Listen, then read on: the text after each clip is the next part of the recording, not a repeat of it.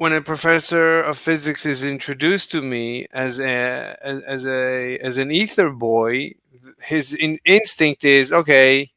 His job is to bring me from the conspiracy theory universe back into reality. So he needs to disprove. It doesn't matter what I say, I need to be wrong. It's like when you meet, I don't know, are you a flat earther? What? No. No, so, but Hold when, on, my water's on. But no, I wouldn't consider myself a flat earther. I kind of believe in container theory. But we don't have to be in a flat earth to be like contained. So I'm not sure about the shape of the earth. The earth is probably just like an oblong or like a pear. um, okay. Anyway, but the point is, when you meet anyone that you feel is a conspiracy theorist, your instinct is, I need to bring them from La La Land back into reality. It's like it's your job. 1 second. So, like, he felt. So he wasn't really debating me. He was just using logical fallacies, and he wouldn't let me complete any sentence. Of course, that goes without saying.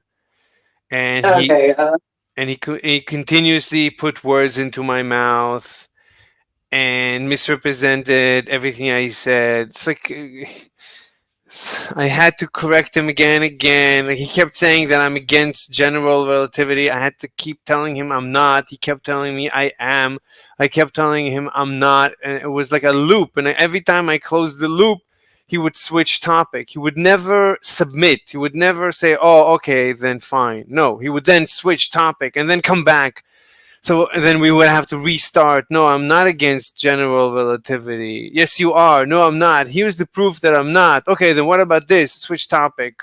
Come back. Okay, you're against GR. I'm not against GR. Yes, you are.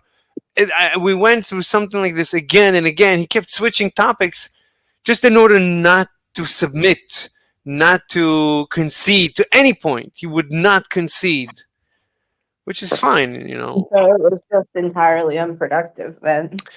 Yeah, it was completely unproductive to me, almost completely unproductive because this was my first debate with a full fledged professor of physics and cosmology and whatever. So, usually I don't get a chance to debate anyone about anything because it's all about how terrible of a person I am. Right. And no one wants to debate anything. They just want to tell me that I'm a terrible person. Finally, I'm able to have a conversation, a debate. So this was actually one of my first debates ever in physics. And mostly I did well. Mostly I felt I was like, there are some things I'm still not completely I have not figured out yet, like general relativity. I'm not 100%. I didn't finish the course. I'm redoing the general relativity course. I started redoing it because I quit in the middle. So, so I don't really know everything general relativity says, and that's where he tried to get me, and I kept telling him I'm not against GR. I don't know GR, but I'm not against GR. He kept saying, yes, you are. You don't believe in the curvature of space time. And he said, I don't know. I don't know. Maybe he said, but before you said you don't believe. I said, okay, but you pushed again, so I don't care. It's not critical. Anyway, it was tiring, and of course, it was in on the Globe Gangster server. So they told him, "Oh, we're so sorry. You're so patient with Mister Slave," and he says, "Yeah, but my patience is running out." It's like, what? What patience is running out? Why? If you're not having a good time, why are you debating me? It's like, what? I don't get these people. I'm like I'm again and again they're insinuating I'm such a terrible person. I'm so difficult to debate, and I'm talking in circles, and it's a word salad, and I'm not answering Yeah. and I'm not answering any questions. Like, do you have any argument you're gonna make? Are you gonna make an argument, or is everything gonna be a meta conversation? It's gonna be a conversation about the conversation. Do you have a question about my theory? It's never a question about my theory. It's always complaints about how I'm having a conversation, how I'm talking in circles. It's always a complaint about the conversation. It's never, here's an argument against your theory. No, it's never that, ever. Anyway, so it's very tiring, but it's better. It's okay. It's fine. It's the same as any, like, I was thinking, I used to think, when if I debate physics, it's actually going to be about physics. And no, it's not. It's about how I'm talking in circles, and how it's a word salad, and how I never answer questions. It's always a meta conversation. It doesn't matter what the topic is, it doesn't matter. They're always going to attack everything except for what you have to say, except for your thesis. That's never going to be attacked. That's always going to be spoken about. Do you know what I'm saying?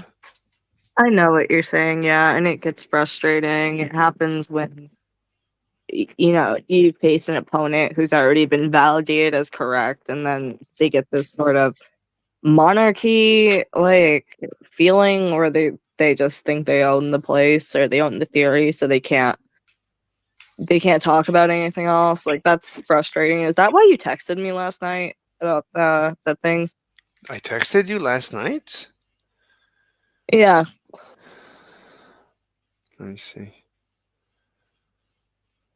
What did I say? Um. Because that's not normal for you. You're usually not online that late. Wait. What did I text you? When?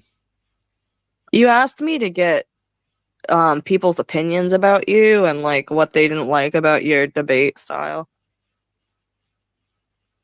Yeah.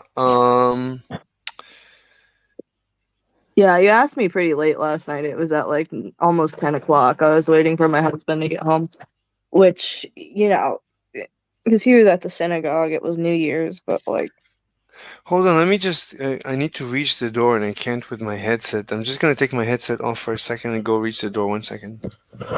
yeah.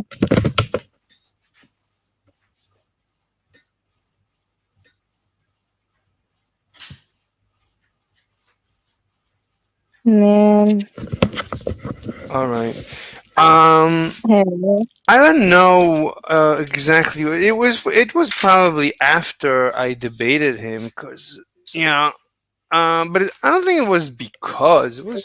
I was. Wait. Oh, Cenas. What does Cenas want to say? Cenas, bro, you want to learn how to debate? Oh, there you go. Cenas wants to teach There me we how to. go. Yeah, it's like, yeah, they're gonna teach me how to debate. Why don't you invite him in here and we can talk about it? He usually doesn't. That might be nice. Yeah. Well, yeah, but he usually talks about physics. If I'm here and we talk about how to debate, we can talk about like debate styles and like other things. Let me see. I just want to make sure that the audio. I didn't do an audio check like yesterday. Okay, the audio is good. Let me check that I can hear you as well. See that? Yeah, it's fine. It's a good the audio, bro. Stop whining. Oh, Orbit Man has a comment. Let's see the comment. So Orbit Man says, "Bro, stop whining like a little kid. That's why people don't like you, bro." There you go. Okay. It's only personal comments. Nobody wants to talk about. So even when I complain that no one wants to talk about the thesis, everybody wants to talk about me. The only response I get is about me. It's like, oh my god, this is hilarious, hilarious, hilarious, absolutely hilarious. Had a company, was champ many times in the U.S. Can't VC. I'm at work. The other YouTuber I interact with regularly, and I'm a mod on his channel, is a former debate coach champ. Wait, somebody joined us, or you just left? It's Vinci. Oh, Vinci. Do you know what Da Vinci means? From Vinci, is it? And what is Like Vinci? from the place, like a place in But Italy. Vinci means it's a word. It's not. It's Oh, not really? just a place. Oh, I don't know what the place is named like after. Like, is it So like I like think a valley or like a hill or a well or river or something? so. I think Vinci just means 20. Oh, okay. What It's from is 20. Vinci the means 20. well? Depends on what language. Like in Portuguese, Vinci is it? I don't remember. Of Vinci. Based on provided the Vinci refers to multiple and Leonardo da Vinci, renowned conqueror. Blah blah blah. Anyway, I don't know. Anyway, Vinci, well, what do you got? What do you want to talk about? Nothing. I just saw you guys in here, and I was like, I want to lounge around with you guys. You know, We're talking about it's kind of like a water cooler. how I debated a physics professor, a cosmology professor last night about my ether theory, and he wouldn't concede to my theory, even though there was no reason not to concede. Like he. Well, Go ahead. I think that getting a concession from someone is largely psychological, right? It's not like Yes. necessarily related to like facts. Very good. Yeah, exactly. You know, there's kind of like these legs of like a chair, and you have to like deal with each leg of the chair, like the psychological kind of boundary to someone changing their opinion, if you know what I mean. Wait, did you say chair? Yeah, you know, if you had a chair and there's like legs of the chair, like you have to deal with each leg of their belief, basically. I mean, that's holding up their belief, and they're unwilling to leave their current belief and adopt another one. Right, but like if that's their job, they change their belief. Like, how is it going to affect their work? How's it exactly, exactly. So most people, it's not. I wouldn't say it will affect their job. It's too much for anyone to It's a lot of the time. It's a big ask to ask for a concession. It's like it's overwhelming for most people to concede on most things. Well, it takes me a really long time. It can take me a day or even a week to change my opinion anyway. You know, it takes me like some time exactly to kind of percolate in. Exactly. Even if it's completely with zero impact, it takes a long time. But if it might actually impact your life, certainly negatively, yeah, that's going to be basically impossible to do, certainly in real time. Yeah. So, but in real time, in order not to concede, then they have to come up with logical fallacies. Then they have to tell you how terrible of a person you are, how they're losing their patience, how they have to keep repeating, how we're talking in circles, and so on. Yeah, also, I have an issue with some of these fallacies as well. Like, I don't know if something is not true because the argument made for it is somewhat fallacious. Like, it depends on if the fallacy is informal or formal. And right, but most people use the ad hominem. I mean, most people use logical fallacies on purpose. It's not a mistake. It's not like, oh, I didn't get. No. Most people abuse the logical fallacies in order to delay submitting to conceding to referendum, whatever, to a proposition. So this professor, it was too much for him to just concede to the proposition that I have a proof of Einstein's second postulate. it's too much. This is something that for 120 years everyone has agreed is a postulate, is a cosmic law of nature that no one has ever denied or bothered to try and prove. It's like it's an assumption Einstein made, and it gave us special relativity, that gave us general relativity, that gave us quantum mechanics. Mhm. And no one ever bothered to go back to the original assumption that the speed of light has a constant speed, is constant, and ask why that is. But Einstein just Right, postulated. because you have to Mhm. actually measure it, right? You'd have to know that, and you can't really. I don't think you can even measure the speed of light because it's a lot of the time you're measuring something else, right? You're measuring the instrument to measure it is kind of limited, you know. No. But I came up with a proof that the speed of light must be a constant. I have a proof. Oh, okay, I have a right. My ether results in a speed of light constant. So if you assume Uh-huh. ether, you get Einstein's second postulate out of that immediately, Okay. I so, which is Yep. absolutely revolutionary. I mean, this Yeah, is yeah. I'm That's not just a providing postulate, right? Yeah.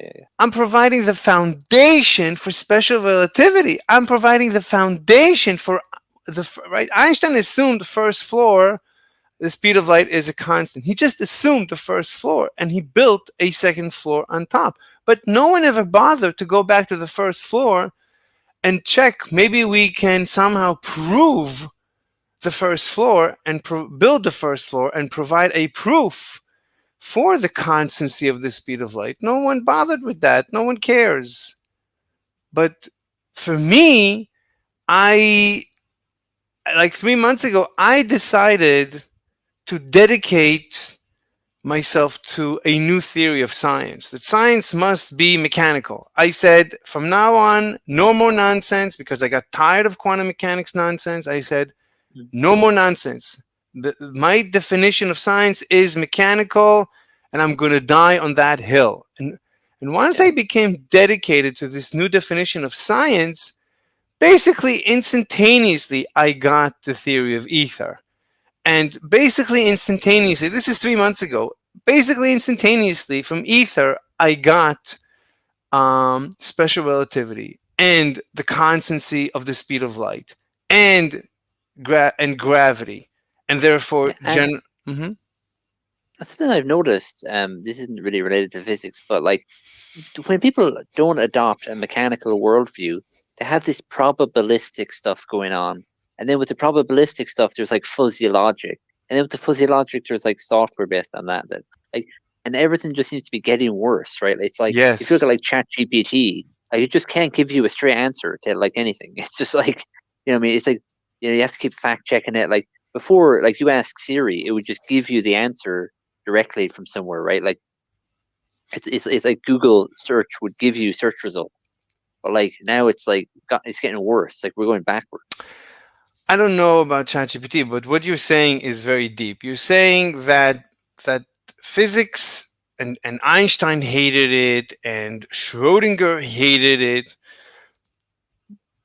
and this notion that physics went from being a mechanical, that the physics went from being mechanical and deterministic and a clockwork into a weird universe that is weirder than we could ever thought it could be, and it's probabilistic, which is and it is described by wave equations. It's like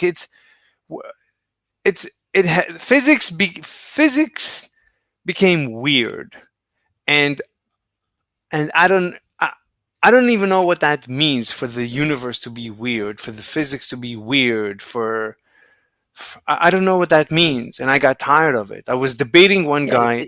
Mhm. it's kind of like being like an anti-realist about physics. You know what I mean? It's kind of like being like you know what I mean? It's like if you're like subjectivists and they're like it's all subjective. You know? I'm And actually a subjectivist, so that's not the sure, problem. yeah, That's not the problem. right. It's okay to be subjectivist because science is subjective. Science, that is the essence of science.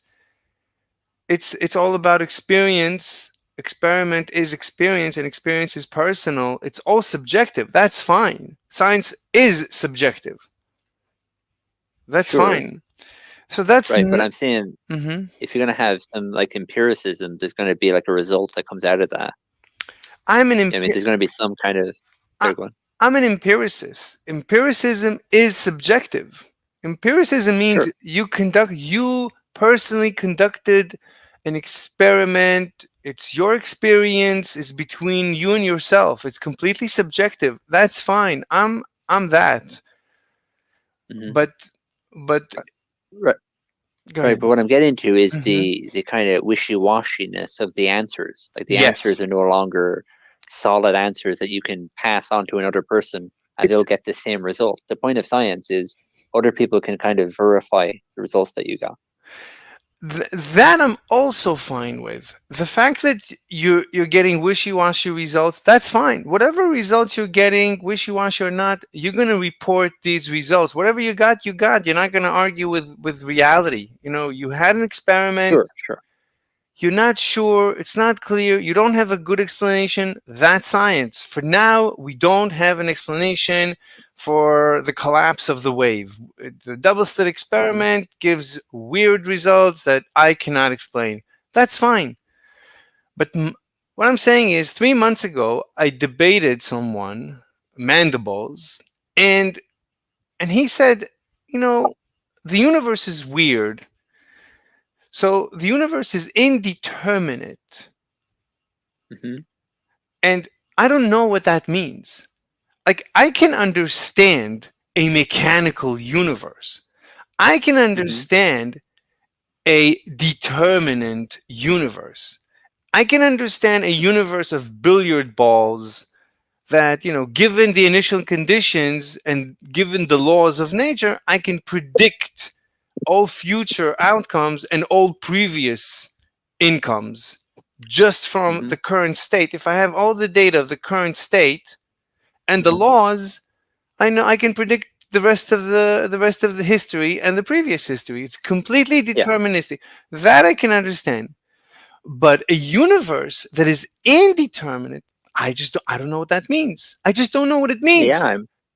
I remember trying to read Stephen Hawking's Space and Time or something.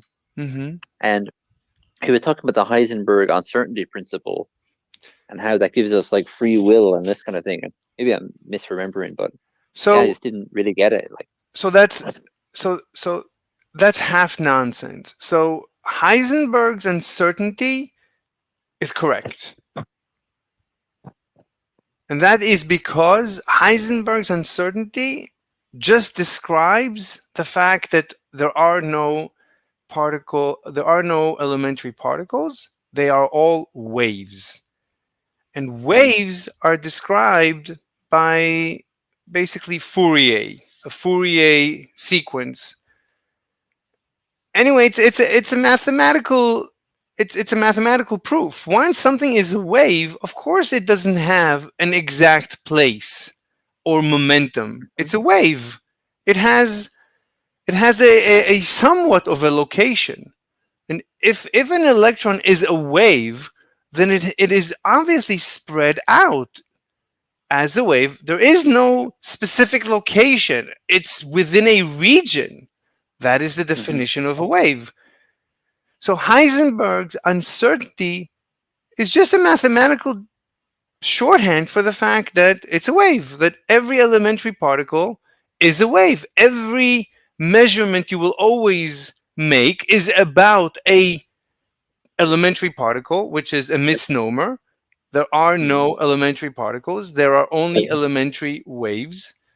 So every measurement you will always make in this universe is always going to be about the location or something about a wave. So it's always going to be spread out. That's all it says. It has 0.0 to do with indeterminacy or with free will. Nothing. It's just a wave. yeah. A wave is a mechanical creature. It's completely Yeah, because mechanical. Hmm. at the time that I was reading it, I thought it was saying that these particles hit off each other and then they go off in different directions and some variation in where they go off to, and you don't know exactly where they're going off to. So therefore, free will exists or No. something. But So yeah, I was just like, what? Like that doesn't make any sense to me, you know? right. So they do behave a little bit like particles because that is the nature of these waves. They are waves, they're not particles, but they seem to be maintain their integrity. It's like when you it's a wave that maintains its integrity. It's a weird wave. Usually we're used to waves that dissipate into reality. Like if I'm speaking right now, every wave that I make with my sound, with the sound waves, the compression waves in the air, they go all about, and in general they convert into heat, into the entropy of the universe, and Yeah. they're gone. That's the waves that we're used to. But the waves, the elementary particles that are these waves, they're not like that. There are different types of waves that they maintain their integrity somewhat. So they maintain their location. It's not a wave that disperses in all three dimensions simultaneously. Rather, it has a momentum, it has a speed, it has a velocity, it has a direction. It's a different type of wave, but it's not a particle. There are no particles. These are still waves. An Mhm. electron is still waving in the ether. It is a wave of ether, just like there are no voice particles. When I'm speaking, that there's no particles of voice. It's just compression waves of air. The Yeah. same way an electron, there is no particle of electron. An electron is just a wave in the ether, just like my voice is a wave in the air. So, these waves, because they have momentum, because they have a velocity, they can, and they have charge and spin. These are weird waves that I'm not completely. I don't know all the details of what an electron is. I don't think anyone knows, or what a photon is. I don't think we know exactly what these things are. We know a lot. People who study these things know more than I do, probably. And one of these things these waves do is they do hit each other and bounce against each other, like billiard balls, because they have charge. So as two electrons get closer to each other, there are two negative charges, and negative charges seem to repel in this universe. This is the nature of these waves in the ether. That is the nature of ether, and that is how they behave. But it's not particles; it's waves. But they behave according to the laws of nature, so they're completely determinate. They're completely mechanical. Maybe we don't understand the exact mechanics, okay, but that doesn't invalidate the fact that these waves are mechanical and are predictable and are classic, or are defined by classical Newtonian mechanics, by Newtonian physics, by simple action reaction, ultimately. And Stephen Hawking, what he said is nonsense. Free will is what is free will? What is will? I mean, that's nonsense. Yeah, I didn't understand it either. I was like, how does this relate to choice making? You know, like even if I granted that, I don't see how free will would exist. Like, and then Exactly. the Like particles would have to be moving based on my will instead of my will being based on the particles moving, which is exactly, like, I mean, then a precisely. biogenesis would a biogenesis even be true then? Like, I it's weird. I don't know. Wait, what do you mean by like But as abiogenesis? in What? like as in life coming from matter, like biogenesis, like No, I believe in abiogenesis. Of course, life started from of course, inanimate. No, but yeah, of what course, that's what I'm saying. Yeah. what you're saying is brilliant. You're saying that he said free will comes out of particles instead of the I mean, he said the particles obey free will instead of the opposite. That free will It, is just particles. There's no free will. It's just the way the particles bounce. yeah, Free, like will, comes out of these mechanical interactions. I mean, we know how the brain works, but even if we didn't, at the end of the day, the brain is mechanical. Whatever happens, because this universe is mechanical. So the brain can't be anything else unless you believe in magic, which these people, they believe in magic. And yeah. that I is, mean, go ahead. even if I grant the probabilistic thing, the range of probabilities are going to be of a particular distribution. So you're still not free Exactly. then. You're still trapped Exactly. in like a normal distribution or some other kind of Exactly. distribution. Exactly. Exactly. But even this probability, that's just because we don't know. They keep saying, no, no, Yeah. no, no. It is unknown. It is the fabric of reality where it is unknown, which is nonsense. That's nonsense. That's a violation of the definition of science. Science, right? If science assumes this universe must be simple, if you don't believe this universe must be simple, you're not a scientist. You belong in some cult. Because every question I'm going to ask you, you're going to say, "Well, Jesus, it's this." You're going to come up with some fantastic answer. I'm never going to come up. I'm always going to search for a simple, mechanical, intuitive explanation. If you're not doing that, then you belong in a cult. If you, according to you, this universe behaves in any way that cannot be understood by humans, that's exactly the definition of religion. Then you're a Yeah. religionist. If this universe behaves in a way that you cannot understand, that is exactly religion. Fantastic. Go join a cult. Start your cult. And you see cults using quantum mechanics. Cults are always using quantum mechanics. Let's say quantum mechanics is the best gift for cults ever. Mm-hmm. Yeah, because all the new age science kind of comes out of that, right? All the Exactly. Yeah, they use any uncertainty in the scientific community to reaffirm their quackery. You know, whether it's Exactly. Deepak Chopra Exactly. healing people with quantum whatever, and how happiness affects the particles, and like that's what he talks about. I Exactly. mean, And you being happy can affect your mood and your immune system, but I don't know that exactly. it's gonna cure your cancer necessarily. I mean, we could talk about that. I mean, it might be that being happy has to do mechanically. If you're able to Yeah, mechanically explain how being happy cures cancer, fine. But if you're going to sure. tell me that there is, and like, and then magic happens and we can never understand it because the universe conspired to hide it from us, then you're a religionist. You belong Yeah, in a cult. it's like God works in mysterious ways. Right? Exactly. And that's exactly it. The universe works in mysterious ways. And this gives these so-called scientists, this is their job security. This is so similar to how Christianity used to be in the Middle Ages or in the before times, that you couldn't read the Bible. There was no copies of a Bible, and only the priest had access to the Bible. Only the priest had Yeah, access to the knowledge of the gods, and and and and this is the job security of the church.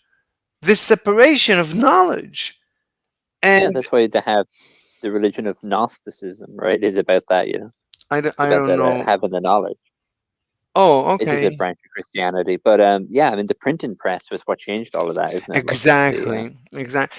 And but these so-called physicists, they love this physics as magic because this gives them this job security and this and they become like prophets of the before times. They become like, we speak to the gods, we know the secret of them, and they use math, and they use advanced math and more math and more math, and it becomes basically impossible to decipher where where they're hiding their lies.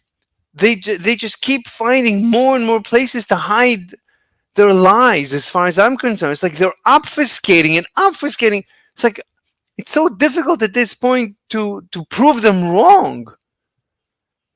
And they start believing themselves their own lies because of of this mess. But then when I started studying quantum mechanics and I'm listening to them, it's like I see exactly where they're going, where they're getting it wrong. It's like so simple. It's like everything I listen to, I keep like, but they're inaccessible. Like you cannot go to a lecturer in MIT from 7 years ago on YouTube that has 7 million views. You cannot go up to them and tell them this is where you said this in the lecture. That's wrong. These people are inaccessible. They spread their disinformation, and the truth.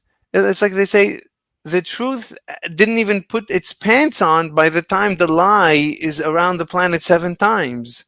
The lie can go around the planet 7 times before the truth puts its pants on. It's like I can barely keep up with all the nonsense, and who am I to deal with all the disinformation that big physics is spreading? Like Stephen Hawking writes his nonsense, and every professor on YouTube says his nonsense. Everybody's saying nonsense.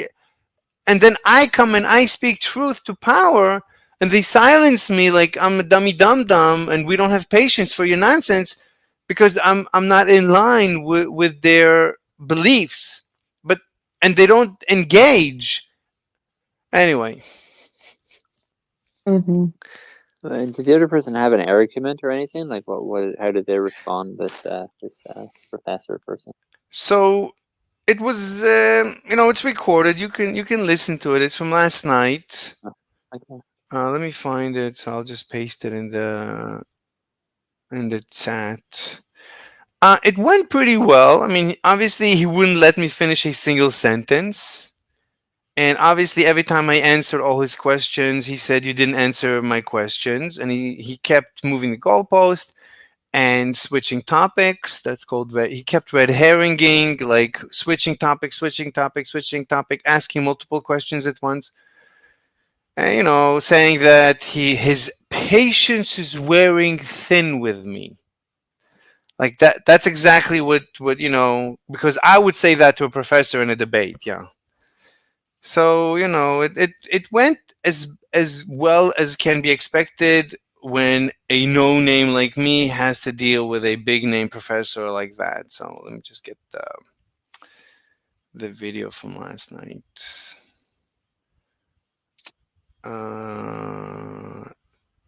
Debate. Copy. There it is. It's on the side chat.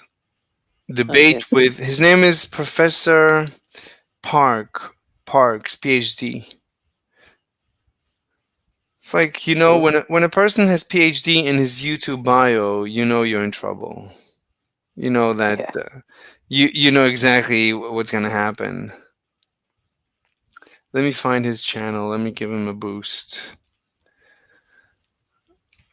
Professor Parks, PhD. He actually has a channel.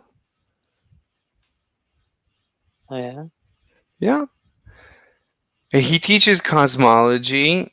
He has 300 videos. Let me get you his channel 1 second. I mean, he didn't have to debate me. He doesn't have to debate me. He usually debates flat earthers and ether boys. So like I can understand him. It's like if I would have to debate a flat earther, I would assume that the flat earther is wrong. But sometimes, a flat earther can be really wise and have good points, and it could be a very productive debate with a flat earther. It could be. But you can understand how these people grow tired from debating flat earthers and ether boys. Mm-hmm. But anyway, I mean, I can excuse him. I can excuse anyone for their behavior. But as far as I'm concerned, I'm interested in stress testing my theory. So yesterday was basically the first time I was allowed to debate someone and express my theory. Maybe not the first exactly, but one of the very first times. So uh, I think I did very well. I I was able to push back against most of what his points. Anyway, Cool. Cool. yeah. Do you want to talk about something? Do you have anything on your mind? No, not Can I much. go over my list of foods I'd get served in hell? Go ahead. Sure. Okay, so first off, we have rice pudding. Yummy. Wait, you don't like rice I've just pudding? always felt like it was really disgusting. Why? It's like ice cream. I've tried it. I hate it. Did you heat it up or eat it cold? I've tried it both ways. I really don't like it. My grandma used to give it to me without telling me it was rice pudding, and she'd say it's not rice pudding, and I'd be like, ew, and yeah, it is. And she'd be like, well, I wanted you to try it, so I lied. I'm like, well, I don't like it. So yeah, that's gonna go at the top. And then I put salt-free cottage cheese. Yummy. Cottage cheese is awesome. I mean, cheese in general is awesome. Have you had cottage cheese without the salt? It's not the same.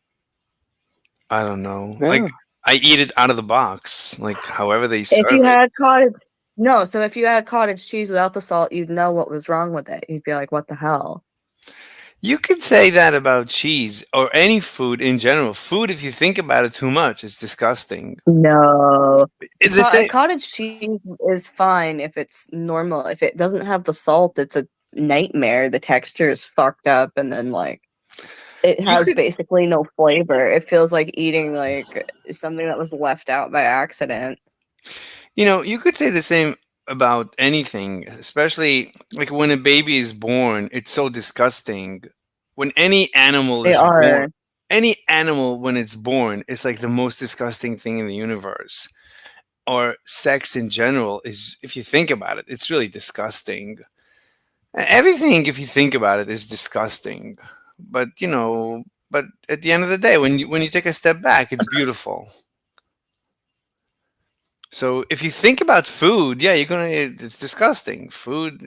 Yeah, it's disgusting.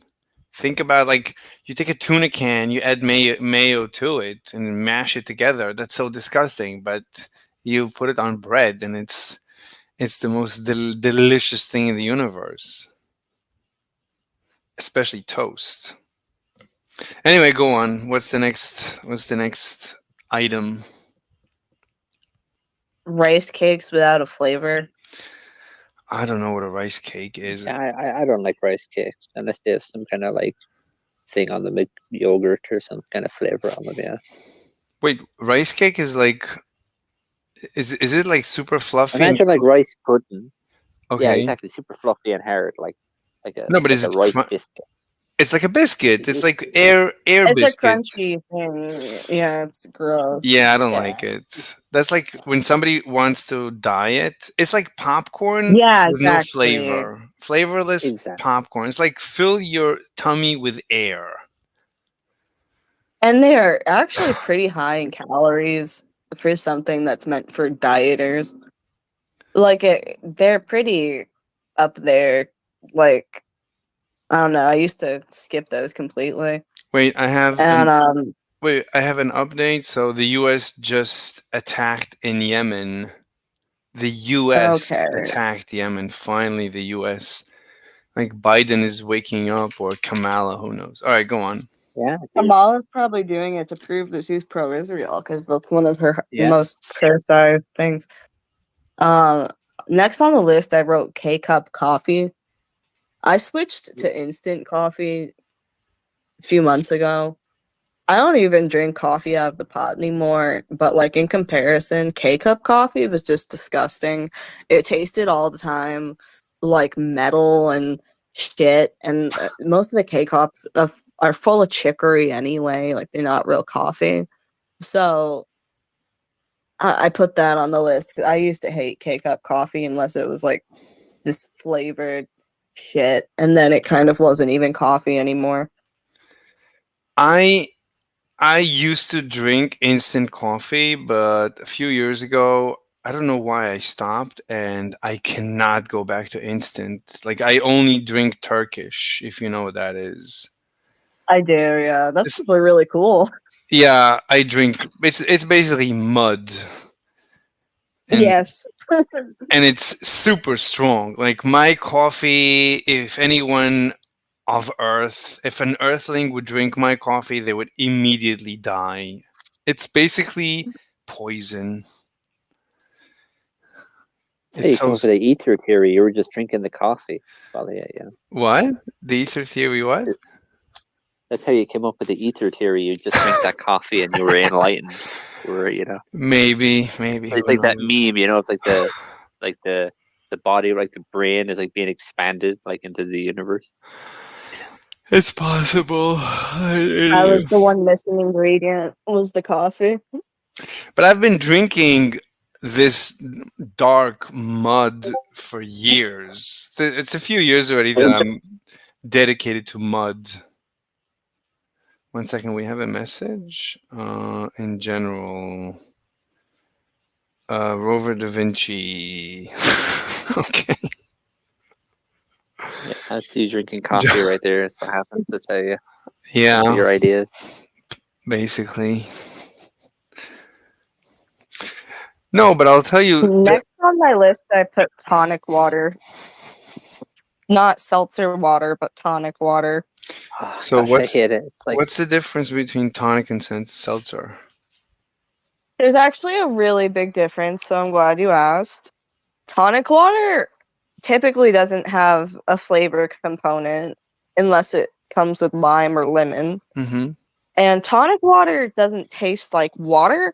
You can taste the carbonation too much. Mm-hmm. And there's a chemical in it called Quaxar Okay. that makes it like black light sensitive. So people tend to mix it into drinks that they have at the club because the drink will glow like a glow stick. What? But Tonic glows? yeah, the Quaxar underneath. Yeah, underneath a black light, it will glow. So they mix it into drinks to make the drink glow, because it's a what would you call it? Like a gimmick. Wait, tonic? If I look up tonic glows on YouTube, I will find videos of tonic water glowing? Yeah. No way. You need the light though. Like it doesn't react without the light. It doesn't glow on its own. It's not like effervescent, but like yeah. But it just tastes really fucking disgusting. And then it also has this kind of reaction. It kind of helps cool people down. Did you know that Quaxar in ordinary it. tonic water can glow in So the dark? they tend to give it to like police officers' wives. They give tonic to police officers' wives? Yeah, it's just kind of like this inside thing. I wouldn't call it like a joke, but like they use it to like kind of help with the stress because the stress makes you feel hot. So it helps you cool down. That's also why like if a police officer gets married, like they take their wives out for ice cream a lot.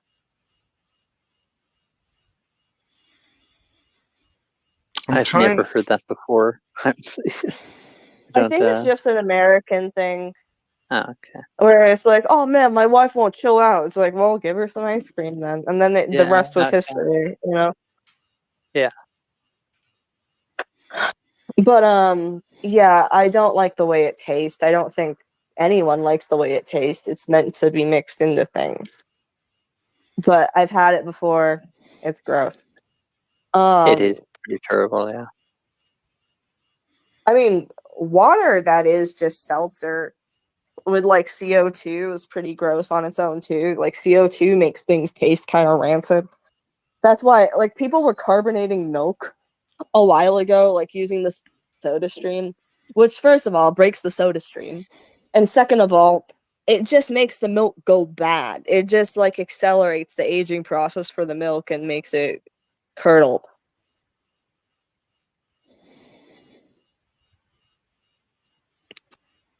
Yeah, that just sounds terrible. Like I can't imagine carbonated milk. Like, that's just crazy. Carbonated milk? Yeah, like put through the soda stream, like the at-home like soda maker. Who drinks carbonated milk? Crazy People just people. did it to see what would happen, and it was disgusting. I've never tasted it. Interesting. Thank God. Yeah. Can't imagine. I like the when you have a straw and you blow it into the milk and then it gets all bubbly. Got like froth. I like that. It's like blah blah blah blah blah blah. Same thing. I like that. I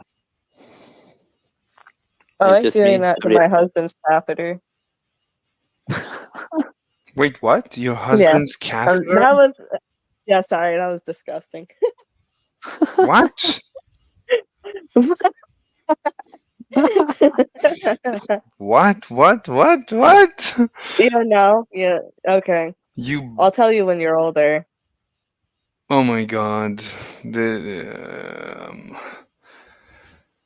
my God. Anyway, I'm looking on YouTube Live to see if anyone is covering the U.S. attacking Yemen, but I don't see anything. I got it like in a notification, one of the news channels, but It's breaking news. No one's gonna be covering that yet. have you seen anything about it? No, I looked up the news this morning and they said that there were like bombings and that 10 people died. The U.S. is bombing? No, that was like an Israeli bombing on Israel. Oh, sorry, a fucking Yeah. Iranian bombing. Yeah. Pardon. Bless you. Next on my list, I put Kite Hill vegan cream cheese. It tastes really, really gross. Anything vegan, I think, it's basically It's not true. no. No, because there are vegan cream cheeses that taste like cream cheese. Like the one I got from Trader Joe's tastes like cream cheese. And then Philadelphia has their own vegan cream cheese. It tastes just like the other regular cream cheese. So even like if you weren't vegan, I would still suggest some of the vegan cheeses because they have more of a flavor like the real full fat cheese, but they're lower in calories and they're better for you. So I would just switch if I was on a diet or something. But this Kite Hill cream cheese tastes like diet soda and a little bit like Sprite, which I used to get that flavor from just low-fat dairy cream cheese, and it's really nasty. So if you know what I'm talking about, that's just like what it tastes like, and it's just disgusting. Anyway, do you want to like I don't know, but do you want to talk about like something that would get me upset? What the hell would get you upset? Well, pineapple on pizza, probably. Yeah, he'll probably just flip I've out. never Oh, God, yeah, tasted. that's gross. I hate that. No, I was also thinking- hated that, and then my dad got the wrong pizza one day, and then I ate it I anyway. became and it was allergic delicious. to pineapple in Oh, a that's form of terrible. self-defense. I just hate it. I always loved pineapple juice. Like it was always so tasty. I used to order it at the pub when I was a kid. That's cute. Put it on No. your tab. What I was thinking. Yeah, on my tab. Yeah, I used to say, to the barman, I used to say, "I'll have a pineapple juice, please," and Bambi will pay for it. This guy. I used to say cash up front to random strangers. Nice. I don't even know what I meant by that. I don't know where I picked it up. I would do a whole gesture with it too. I'd be like cash and I'd like move my hands like flow. And then I'd say up front and I'd point like up and down, like right now.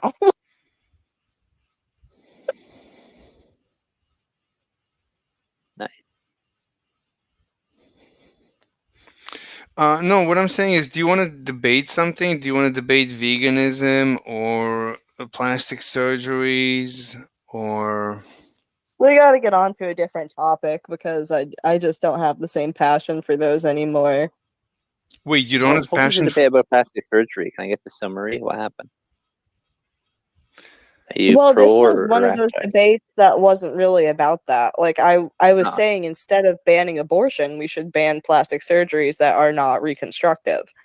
Because if we're Right, going to right. ban one medical procedure because Yeah. it's Harmful. considered immoral, then why don't we ban this other one that's basically roosted in vanity, which is also a sin? It's actually Yeah. in the 7 deadly sins, and it's a Mhm. commandment. It was never a commandment to not have an abortion. You know what I Yeah, mean? I Like, think there's if you want to abortion say in the thou shalt Bible, not actually. kill, then fine. You can say thou shalt not kill, but you still have to deal with all of the other ones. So I don't really want to deal with like a religious person telling me an abortion is wrong when their wife is Mormon and has a boob job. I think it's fucking stupid.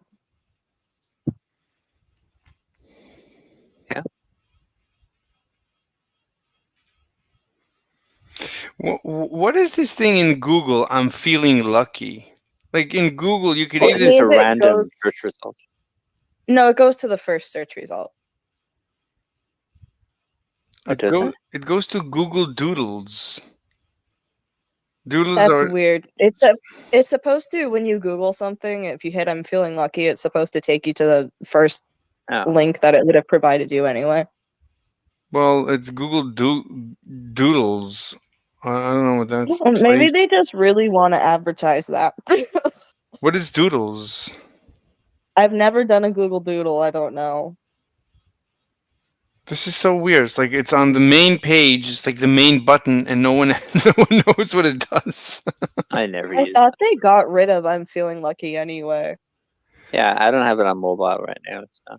Well- I go online all the time and I haven't seen it. That seems very 2004. Like I'm going He's just to. using a really old computer or like a really old browser. Like Let- he's let's- running Windows Vista or something, you know? Okay, I'm just. Mr. Slave is at the Library of Congress on the old library computer. No, I'm at google.com. At google.com, there's either Google search or I'm feeling lucky. Click it and see He's what at the happens. headquarters. I'm of telling Google, you, so it it's goes The to. FBI break in. It's Google Doodles, and there's nothing. It's like I don't know what this is. It's like the weirdest site. I don't know what this site is about. What is Do you Doodles? see other people's doodles or like what? No, no. Here, go to here's. Let me share a link. I literally just looked up what is Google Doodle, and it's just showing me those special headings for Google, like when there's a month that's special, or like Yeah, but you could like Black switch. History Month, and they change it. I don't know. Places? Doodles are spontaneous celebrations of local places. What? What does that even mean? What the hell does that have to do with anything you were doing? I don't know. I don't know. It's like, what is this? It's like you would think Google on its front page, main button would do something that people know about. But no, I don't know what it's about. Like, no one, I don't know what that's about. I just have no idea. I'm just looking for news. I'm looking for news about Yemen. Yemen in the news. USA in the news. Like the news. Type in Yemen news and see what What? happens. Yemen news. Yemen. No, but Yeah, what is exactly. yours? What do you do for news? Yemen. Usually YouTube, like Sky News or something, you know. Let me just search the word news. I go on Wyom. Hold on a sec. But Wyom? 9 hours ago, Yemen's Houthis conduct drone attacks on Israel's Tel Aviv. Goals achieved. I never heard of that. Wait, what happened? The headline news in Google News, NDTV, Yemen's Houthis from 9 hours ago. Yemen's Houthis conduct drone attacks on Israel's Tel Aviv, quote, goals achieved, unquote. But I never heard of any attacks on Tel Aviv. I mean, we would know if there's when there's an attack on Tel Aviv. Trust me, we see it There was live. like 40 minutes ago, actually. What? No way. There was one like 40 minutes ago. That's what I was telling you about the bombing and shit. There was an attack on Israel 40 minutes ago? Yeah. Wow. Okay. Yemen news 3 days ago. What do you mean there was an attack on Israel 40 minutes ago? There's nothing on YouTube live. Let's try Twitter. Twitter? Look, YouTube live. Lonerbox is doing Trump filing. Cenk defending terrorists on Devon Tracy. Some Arab was finally killed, some terrorist. There's nothing happening live in Israel, so we would have seen something if. I saw it as soon as I woke up. It was like they carpet bombed and they killed like 9 people.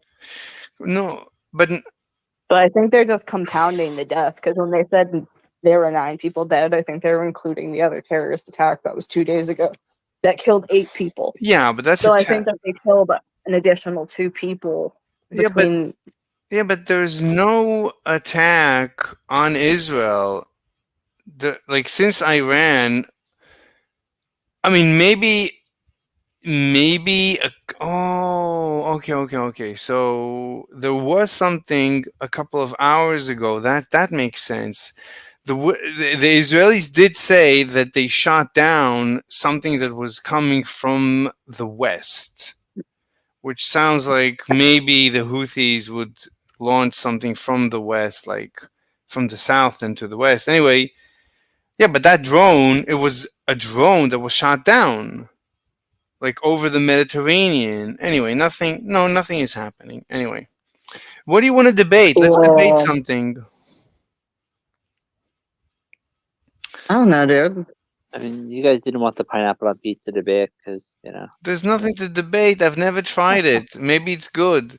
Look, in general, I like vanilla pizza and vanilla ice cream. I like just the simple stuff. I'm vanilla. I mean, Vim or Emacs. What? That's What is Emacs? Emacs is like a text editor. No, I don't use Linux. You can use that on Windows. It's Is it cross-platform. Is it useful? Well, I mean, is it as useful as Vim? That's the real question. I mean, which is better, Vim or Emacs? Oh, so you're like a programmer? I don't program now. So, but you use Vim and Emacs? Well, so I don't mind using them if they're available. Really? Because I once whatever's available. I've seen people who are really good with these tools, and these tools are amazing. I mean, when you finally figure out, it's like when you finally figure out how to use them, they are powerful. Like when it comes to text editing, yeah, they are powerful tools. Anyway, let's debate something. Otherwise, I'm going to kill myself. Okay, so Windows We versus could debate like why you should kill yourself. There's nothing to Yeah, debate. I mean, Jack Kevorkian would say that you're suffering and you deserve to die. So wait, Anna Kasparian. Do you know Anna Kasparian? Anna something? Yeah. From the Young Turks, Did she switch? Like Destiny has a thing that she finally left the left. Anna left the left. Finally. Oh, I didn't know that. She criticized because of the debate with JD Vance and Tim Walz. She was criticizing something about the media going after JD Vance or something. I can't quite remember. Who did she? Or about Trump and she was saying Trump jobs that were lost during his administration was because of COVID lockdowns, which the left supported. Trump. I always thought of her as like a huge hypocrite, honestly. Like, yeah, no, she's like ridiculous.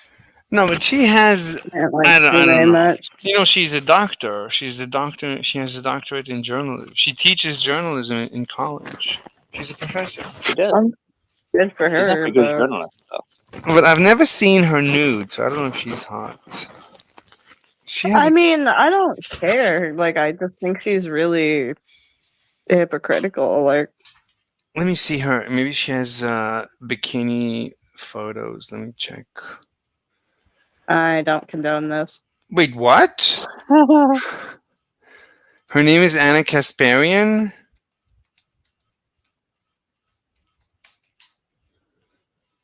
Yeah, Kasparian. Yeah. I don't know. Okay. Yeah. Okay.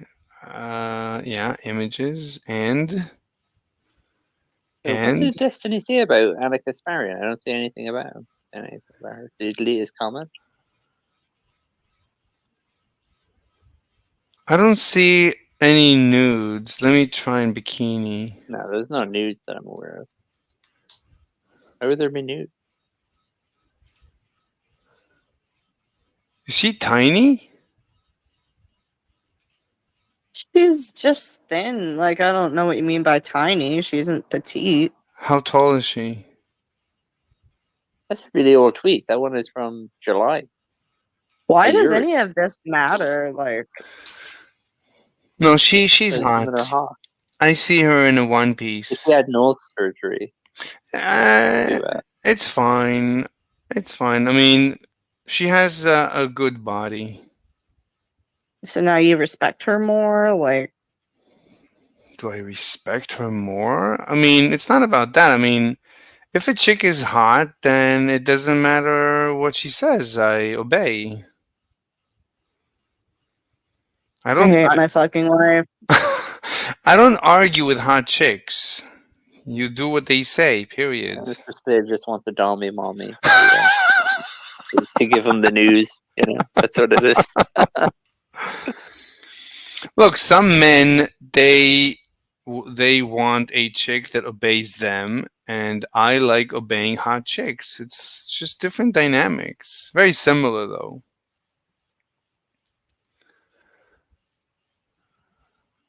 Yeah, how did you find that anyway? That post is from a year ago about why she left the left. I saw it just today or yesterday. I would say that's factually inaccurate. Clearly, she hasn't. Look, She she's said on the not. left, yeah, She's she's not quite left. hot. She's okay. Why the fuck does it matter? What else matters besides that? I mean, what does What matter? she actually says. Why? Why does that matter? Why does anything matter? At the end of the day, why does anything? Why does the universe matter? This universe doesn't matter. This universe might as well not exist. There's no. This universe exists, and as long as it exists, we can enjoy it. And part of enjoying is, like looking at the chicks. It's looking at chicks and talking about the news. They're both fun. Like researching physics is as fun as anything else. It doesn't. There's no reason behind anything. There's no reason to love food. We just love food. Period. There's no reason to enjoy having this conversation. We just enjoy having this conversation. There's no reason. It's a given. Given that we enjoy being together on Discord, let's be together on Discord.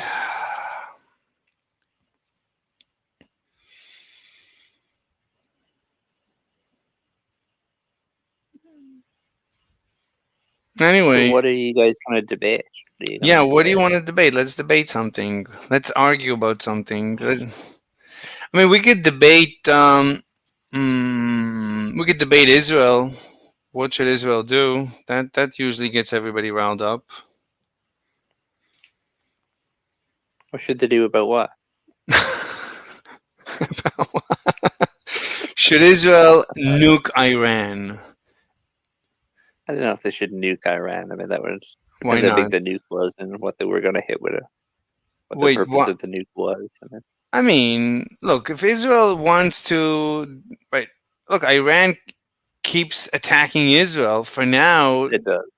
It was only October 7th and Hezbollah, and for now, they didn't succeed. Iran didn't succeed in wiping out, in holocausting the Jews. For now. Yeah. But give it time. It only takes it only takes one time for Israel to fail in defending itself, and that's it. It's a Holocaust. So Israel shouldn't play around with this. Like people keep making threats. Israel should nuke them. Like don't make threats. Like if somebody threatens me, I'm not going to sit quiet. You made a threat. I'm going to take action. Either I kill you or I go to the police. I complain. An action will be taken as much as I can. As soon as you make a threat, I'm going to start defending myself. Yeah, and when you make a threat against me, I'm going to go kill you because I'm not playing games. My life is not a game. If you're a nutcase and I feel you're threatening my existence, you're dead. Don't make threats. It's very simple. Live together or die. There's no in between. Yeah. Like fuck around, find out. Yeah. Exactly. But when it comes to Israel, for some reason, everybody and the U.S., everybody so weird.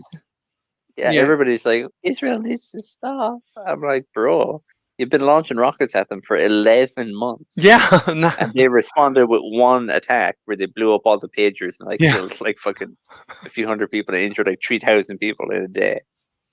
Like, Israel can't do this. This is terrorism. We launching rockets is terrorism. We're all like, what the fuck? Oh my god, dude. Look, it's like me debating people. It's like it doesn't matter what I do. I'm always the bad person. So I don't care. I'm just not going to talk about it. But if I were strong, I would react. But I'm not strong, so I have to take it on the chin. But Israel is strong. Israel shouldn't take it. Israel shouldn't be playing games. They won't. They're gonna. They keep responding, man. They're gonna fuck people up. That Netanyahu guy. He isn't fucking around, He's such a loser. The fact that I don't know. I mean, he's bombing the fuck out of Gaza, and he just fucked up Hezbollah. But he created the Hamas. He allowed Hezbollah to be built up. He is not doing anything against Iran. He's not doing anything. He has been in command for almost 30 years or something, on and off, or 40 years. Who knows how long? Israel is basically in his image at this point, and he's like the loser. Israel has become such a loser. Israel has become such a poor country, such a loser country. It's not going to survive. This is nonsense. Yeah, I mean, he's got a good relationship with those conservatives in America. So hopefully they keep sending him money and he can. No, that's not. Israel doesn't need money. Israel needs to become wealthy due to economic freedom. Israel is not economically free. I mean, there is no economic freedom in the West, but Israel is like super uneconomically free or economically unfree. Israel is rated very low in economic freedom, and therefore Israel is really poor. But you can have, Saudi Arabia has oil money, right? And that is the king of Saudi Arabia is pretty wealthy, and look, on average, Saudi Arabia is very poor. On average, the Middle East is very poor. On average, Europe is much wealthier than Israel. Israel is here's the way I look at it. Singapore, I think, is the wealthiest per capita. The US per capita is half as wealthy. Europe compared to America is half as wealthy. Israel compared to Europe is not even half as wealthy. It's much less than half as wealthy on average as Europe. Israel is the poorest in Europe, basically. And then the Middle East is by far poorer than Israel. That's basically the way I see it. So there's this ladder of poverty. But Israel is basically one of the poorest countries on the planet. And that's even before you take into consideration Gaza, that Gaza is a part of Israel for all intents and purposes, and the West Bank is a part of Israel. And statistically, if you take all of Israel into account, it's basically just as poor as the average Middle East. So Israel is really poor, and that's under idiot Netanyahu. And on top of that, Israel has become very weak. This 7th in October, that's Netanyahu's doing. I mean, he created the Hamas. He sent the Mossad to go to Qatar to bring money and handed it to Sinwar, who is the head of the Hamas. So it's all Israel's GDP is like $500 billion. Man, that's pretty big. Israel GDP. GDP is not important. You need to look at GDP per capita. Israel GDP per capita is lower than There isn't that many people in Israel, like, so I don't know. no, but It's the same. you They're not as wealthy as Ireland. Ireland's a little more wealthy. look. The question is Per not capita. Israel's GDP is important when you 54,000. what That's not too bad. what is not too bad. 54,000 per capita. Almost 55,000. That's not that bad, is it? Israel's GDP per capita is $50,000. Yeah. And let me Yeah, check. it's about half of Ireland. Ireland's is 100,000. 104,000. Well, there you go. And what is the GDP per capita in the U.S.? 75,000. So 76,000. so Ireland GDP per capita is higher than U.S. Yeah. That's amazing.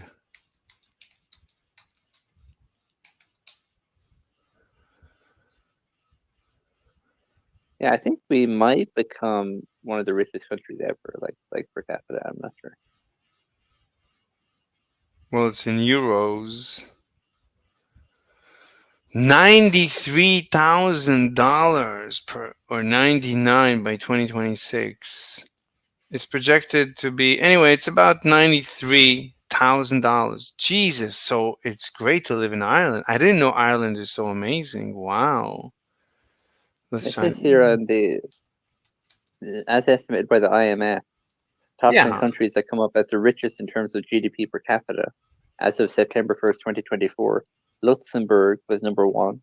With how Its much? GDP was $143,740,000. So like Mm-hmm. then Macau in Mhm. Asia with $134,140. Mm-hmm. And then Wow. Ireland was in third place with $133,900. I'm moving to Ireland. All right, go on. Yeah, then it was Singapore with 133,740. Wow. Then Qatar was 112,280. Wow. And then the United Arab Emirates was like 96,000. Switzerland was 91,000. San Marino was 86,000. And the United States was 85,000. That's Norway was amazing. 82,000. According to this, right, the third richest country, according to the IMF, like per capita. So are you in Ireland? Yeah, Wow. Do you feel this wealth? not really. I feel some of it, like, yeah. Some of it, yeah. Like the issue is just like housing is very costly. I mean, in some ways to do, some ways you don't, you know. Look, it's going to be very costly if everybody on average is very wealthy. So Yeah, everything is yeah. going to be that's natural. Yeah, yeah. Look, at the end of the day, it's not just about GDP per capita. That's one indicator. Another good indicator is PPP, parity purchasing power. Because the fact that you might be making more money than an average US citizen doesn't mean that your quality of life is higher. Because the average US citizen might be buying things for basically free, and for you, everything is expensive. So you might be making a lot, but you're also spending a lot. So the question is, what is the PPP? Let's check. Let's see. Let's see US PPP. Purchasing power. Yeah, it is the GDP to PPP per capita. In this weird link. Dude, what is with Google is acting weird? I don't know. Wait, so you're saying you're looking at GDP per PPP versus PPP? I have no idea. This is just what the What this link says here. GDP I'll put the nominal. link I put the link in the thing. Mm-hmm. I'm on mobile. So kind of. Indian Express. 10 richest countries.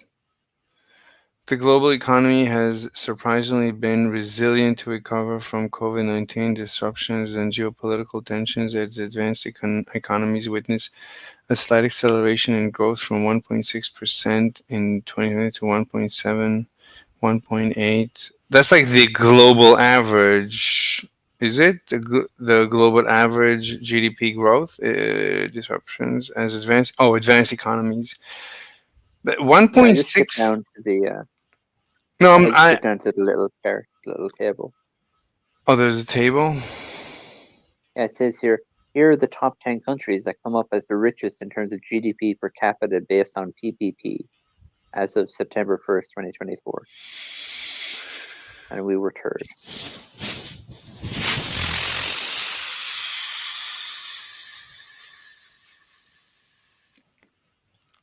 We got to move to Luxembourg and be even. Okay. Oh, so it's GDP to PPP per capita. Is GDP minus PPP? What's the equation? GDP to PPP per capita in US dollars? It's not just GDP per capita, it's GDP. Let me see what they explain this. International Monetary Fund, but what's the definition of the last column? So, as estimated by the International Monetary, here are top 10 countries that come up as the richest in terms of GDP per capita based on PPP. How do you? What's the equation? I'm just curious. Like GDP minus PPP? What can't be. So, what does it mean in terms of You know what? Let's ask ChatGPT.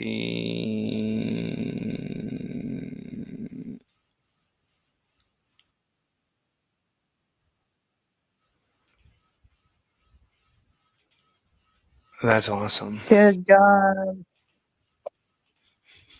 It says here Ireland GNI capita. GNI 99,000 PPP dollars. GNI is Gini. Gini is the inequality index.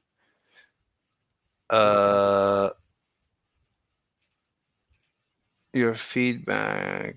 Download the latest. Wait, it's not giving me feedback. You're giving feedback on a new version. Which response do you prefer? Response. Where's the response? Oh, maybe this. Response 1, response 2. And there's nothing to select. Oh my god. I need to refresh this.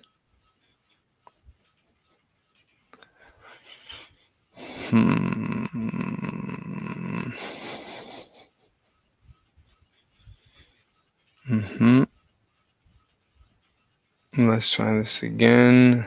San Marino. Okay. Okay. So top 10. Okay. Imagine you're on a journey through some of the wealthiest. Oh, she left. Imagine through some of the wealthiest countries in the world, but instead of measuring wealth by sheer GDP, we focus on GDP per capita based on purchasing power parity, PPP. This measure gives a more accurate picture of how prosperous individuals in a country feel as it adjusts for the cost of living and inflation. Here's a glimpse of the top 10 richest countries by this standard, Luxembourg. Our first stop is this small but mighty European nation, Luxembourg, nestled between Belgium, Germany, and France, consistently ranks as the top. Anyway, but I don't understand the definition. So let's try the definition. Yeah, no, GDP based on PPP. What does that mean? Let me ask ChatGPT. Maybe I'll get an answer. GDP per capita based on purchasing power parity.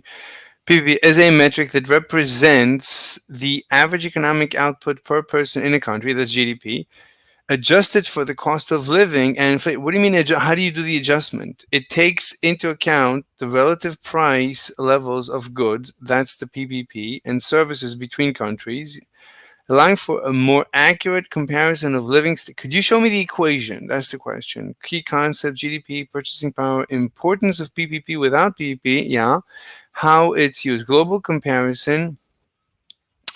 When economists or international organizations compared the wealth, yeah, okay, measure of where's the equation?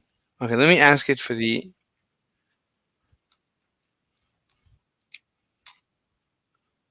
But here, GDP per capita based on PPP equation. The formula for calculating GDP per capita based on purchasing power PPP is a combination of GDP per capita and PPP adjustments. Here is how it is typically expressed. GDP per capita PPP is equal to GDP PPP adjusted per population. So that's the equation. So GDP per population is GDP per capita. But is it multiplied by PPP adjusted? What is it? Okay, steps involved. Okay, let's look at the steps. Steps. GDP, PPP adjusted. This is the total gross domestic product, GDP, that's fine, of a country, adjusted for purchasing power parity. It accounts for the difference in prices between countries. The adjustment is based on comparing the cost of a standard basket of goods and services in different countries. But population, that's fine. Breaking it down, GDP, PPP adjusted. GDP is first adjusted by a PPP factor. Oh, there's a PPP factor, which reflects how much a unit of currency can buy in terms of goods. Got it, all right. In terms of goods and services in one country. So there is a PPP factor, and you multiply it by the GDP per capita. So you take GDP per capita, you multiply it by a PPP factor. So that might increase or decrease your GDP per capita. So let's say my GDP per capita might be 100K, but the factor might be 1/2, meaning I can only buy half of the basket of goods compared to other countries. My PPP factor is 1/2, and that's the answer. Got it. Okay. Fine. Do you want to go back to talking physics, because Amber's gone? So she usually gets. Yes, you do. Why do you say that? What don't you know? So ask me questions. What would you like to know? What's your question? What I'm just do you? interested in it, but I just there was like formulas and those kind of shit. The How they form. calculate everything. Yeah, I don't know all that. I was watching this guy, that Inmendham guy. Did I show you him? He believed in he doesn't believe in kinetic energy, or he didn't anyway at the time. He was like debunking kinetic energy. It was brilliant. Kinetic energy is not important. So, I mean, it's okay. I mean, you can look. The question is, right? At the end of the day, in physics, we want to be able to notice things in this universe. And based on noticing phenomenon, we would like to come up with a theory to explain the phenomenon and predict based on this theory. So we noticed that energy in general is conserved. We noticed that thing that we call energy is conserved, meaning energy cannot be created or destroyed, but it can only change from one place to another, from one form to another, but ultimately it doesn't disappear. It's like, so, and that makes sense, because I mean, what is energy? So like, let's take a block of wood.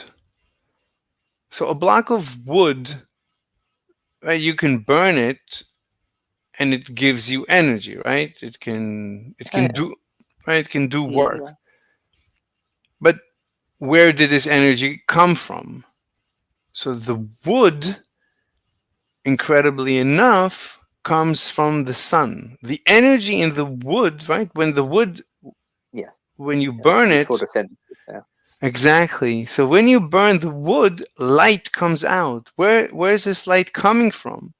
That light was captured from the sun.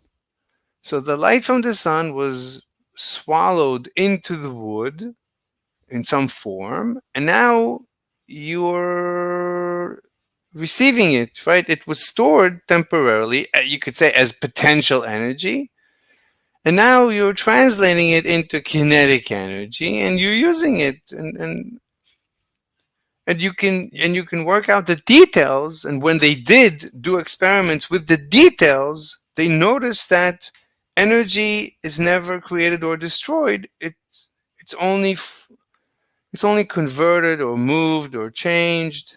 It's some you can store it in one way, and then you could say it's potential, and then you can access this energy and convert it into kinetic and use it, and that's it. And at the end of the day, they notice that all energies dissipate into the universe, and at the end of the day, you just warm up the universe, and they call that entropy.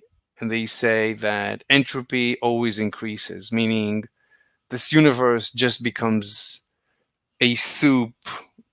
Like in the beginning, things are separate, and you have a block of wood that contains energy, and there's a kettle of water that doesn't have energy, and when you heat up the wood, some of the you warm up the universe, and at the end of the day, the universe gets warmed up, and the universe in the long run warms up, and in a trillion years, there's not going to be a block of wood. There's just going to be one soup of low level energy everywhere. Anyway, so what does it mean to deny kinetic energy? What experiment is he denying? This is all based on experiments. Yeah, he's denying a lot of the work of oh my god, I forgot her name now. There was some physicist years ago and she worked on it. And he's like disparaging her, and he's disparaging the Leibniz, and he's But saying you don't. who's that guy? Walter Lewin? Is that the science guy on YouTube? The Sure, lectures, the physics lectures. sure, Yeah, but he's denying his experiment. it's fine. I mean, I don't know what it means to deny. You need to go into the details when you deny, and you might be right. Who knows? But you can't just say, "Here's a list of my opinions." Like, what specifically are you denying, and why are you denying? And you might be right. Like when He's just saying it's all force and there's no kinetic energy. He's that just what? saying he's in the half mv squared formula doesn't make any sense, and doesn't, it leads to like perpetual energy, and like the FMA formula is better. F equals ma, force is mass times acceleration or something like that. Wait, It's much better. What do you mean better? I mean, you have to prove both. There's no better. I mean, you have to prove anything you say. You have to prove from first principles. Yeah. Even That's what he thinks he's doing. Yeah. What? That's what he thinks he was doing. Yeah, he thought he was proving it. Fine. So, but He believes that. What do you mean he believes? So what's his proof? So he disproves one half, like kinetic energy equals one half mv squared. He disproves. But he claims he does, right? He claims he doesn't. That it's flawed. I don't know. I mean, what do you mean? Fraud means intent to commit fraud. Fraud is different than, like, you can disprove somebody. You can prove somebody wrong, but to prove fraud, that's already that's one level beyond. That's proving a crime. Proving for a crime. Yeah, he believes people are being deceived by like big energy or some shit. That's fine. That's fine, but you need to prove intent. So not only do you need to prove you're right or Well, you can't wrong. because those people are dead, right? You can't. Yeah, I mean, it's hard to prove their intention. Well, it doesn't matter that somebody's dead. You still need to prove they had intent to commit a crime.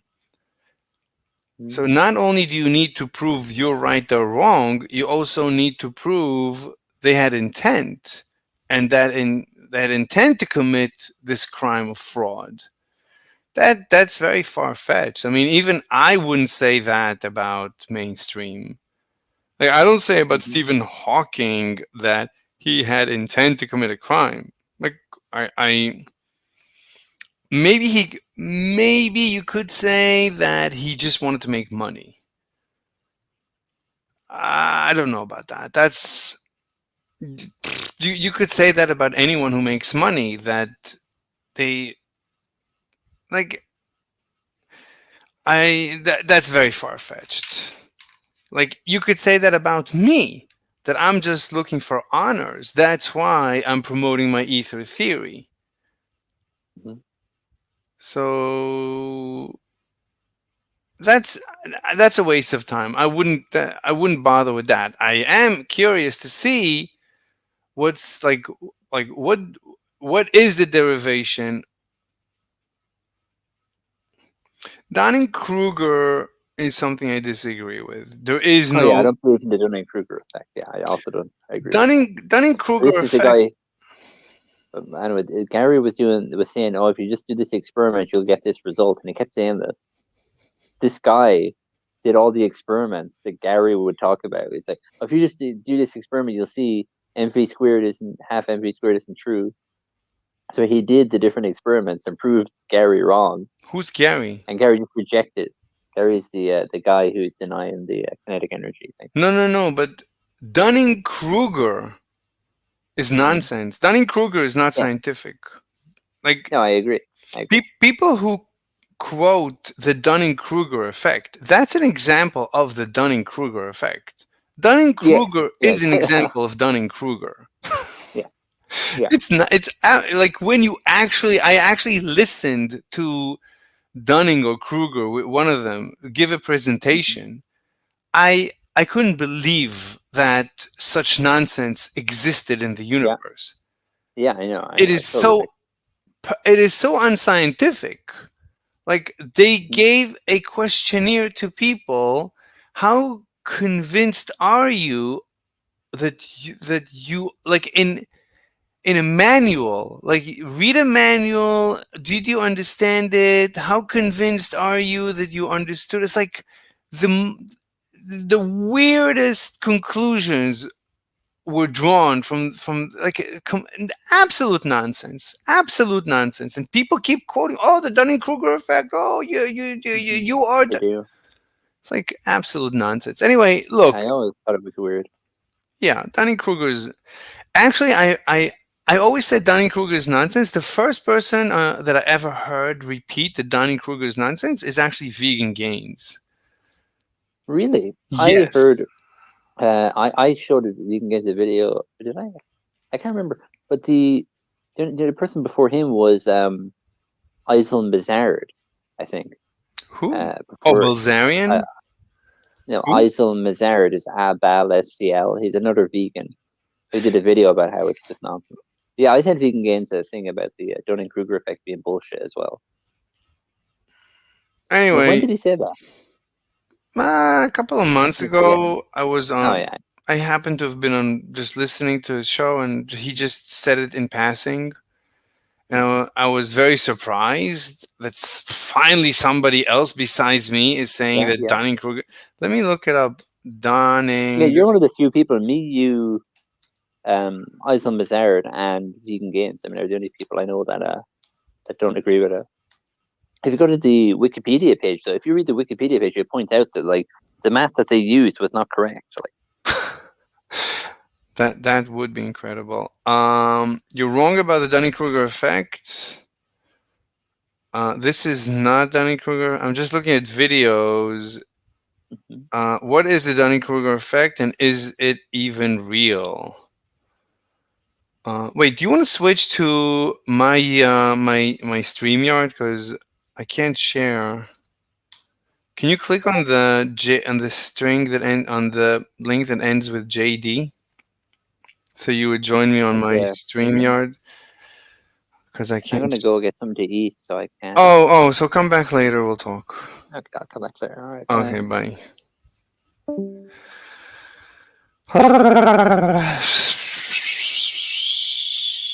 La la la la la.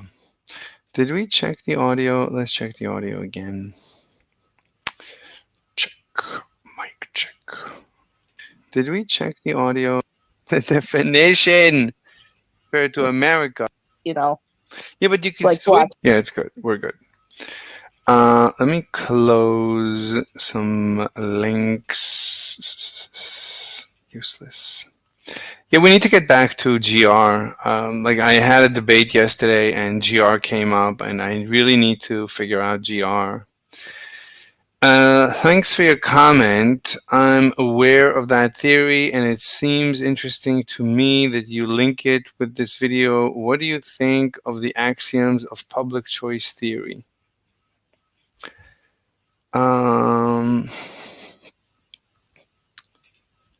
Open. Let's go check it out.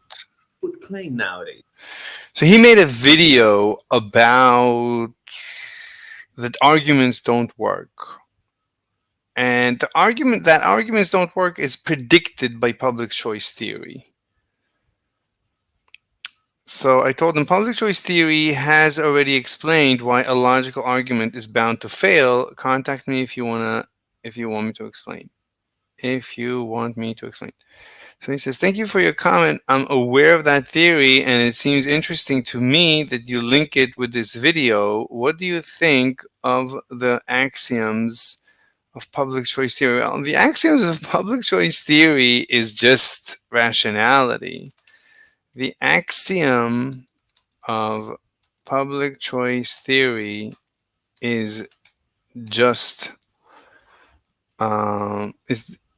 is the same as that of the theory of economics, namely the rationality assumption.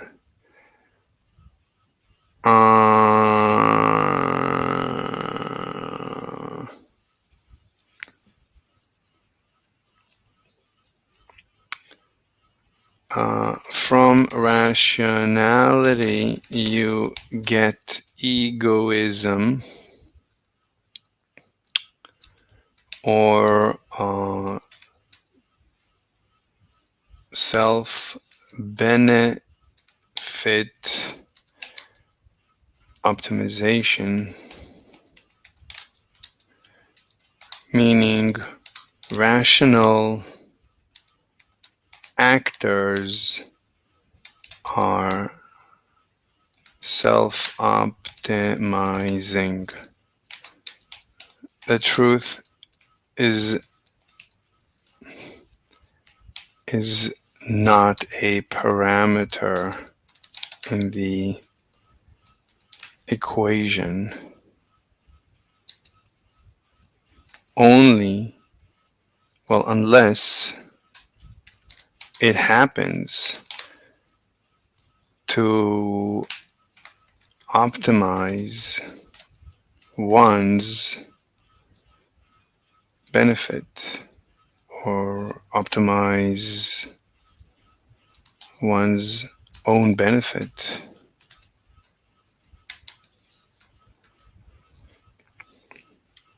So you need to prove to me or in a debate, prove in a debate that you are benefiting your debate partner in order for them to agree. But if they concede, then they look bad. Meaning it is basically impossible to convince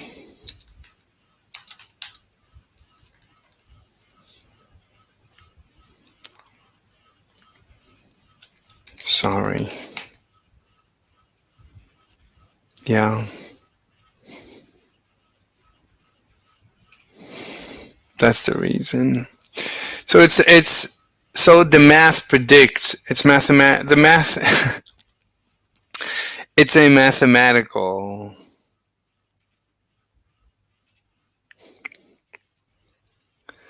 so it is to convince with mathematical precision, with mathematical certainty.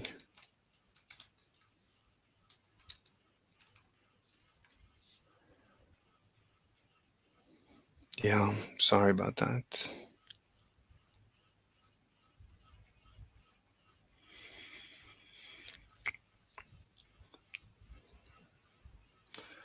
If you want to convince, then you have to be you cannot ask for a concession. Like you have to pretend basically you need it's complicated. If you want to convince you have to lose anyway, it's complicated. It's very difficult, but that is the reason that it's a mathematical. It's all up to mathematics. Sorry about that.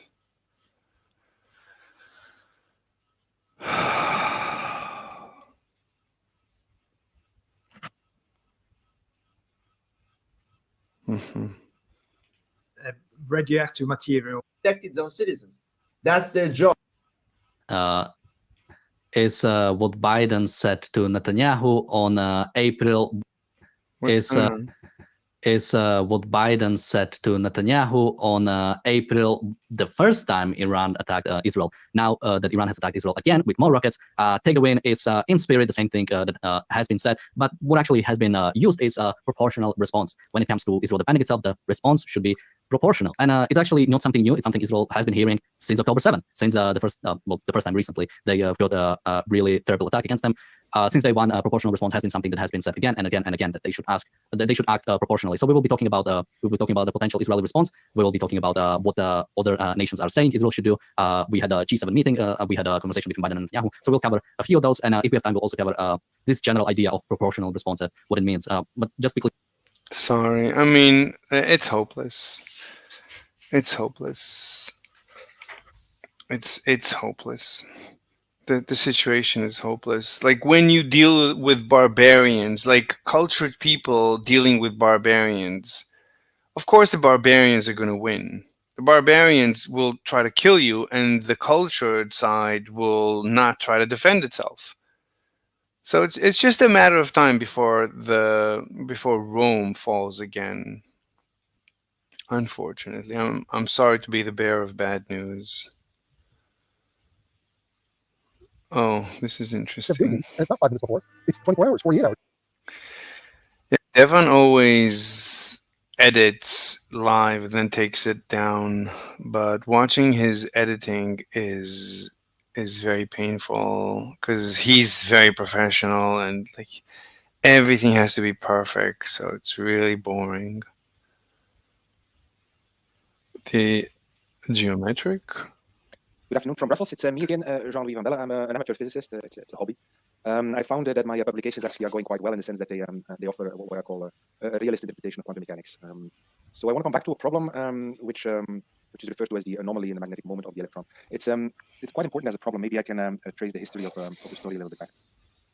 There are basically, there are a lot of interpretations, but the mainstream interpretation of quantum physics is what they call quantum electrodynamics. Often also sort of referred to as quantum field theory, but I would say it's maybe subquantum field theory. We know that fields are quantized. Photons are quantized. They obey the Planck-Einstein relation, which I wrote down here. We have frequency for particles, the Breuer matter wave, and I argue that the Breuer frequency is the same as the Planck-Einstein frequency. We have a frequency for photons. Now, quantum electrodynamics is different in the sense that it assumes that we have something like sub-Planck scale oscillations in the field. How did it come about? The key dates really are 1924, exactly 100 years ago. The Breuer's thesis that not only light is quantized but and has a frequency, but that there is something like the matter wave, which I think was a breakthrough. It's just a matter of how do we interpret that matter wave. Maybe for those who don't know me, I can quickly give something. Yeah, so I wrote a paper on that concept and issues. I think the frequency and the oscillation that you have in matter wave is it differs from the photon oscillation in the sense that it's not a linear wave. I interpret these frequencies as orbital frequencies, and that's where I will come back to my Desmos oscillation here. Let me take the red ball out. It's an oscillation in 3 dimensions, but where we can clearly see, like, if we imagine an electron to have some structure, what structure might it be? We know that an electron scatters photons, and what we see in these photons is that either you have inelastic scattering, complement scattering, where you have an incoming photon and it sort of, while it dances with the electron, gets absorbed, we think, it messes around with the electromagnetic field that is generated by what we will call the tip of the waving charge, a really very, very, very small charge with a radius of the order of the fine structure constant times the electron radius, Thomson radius.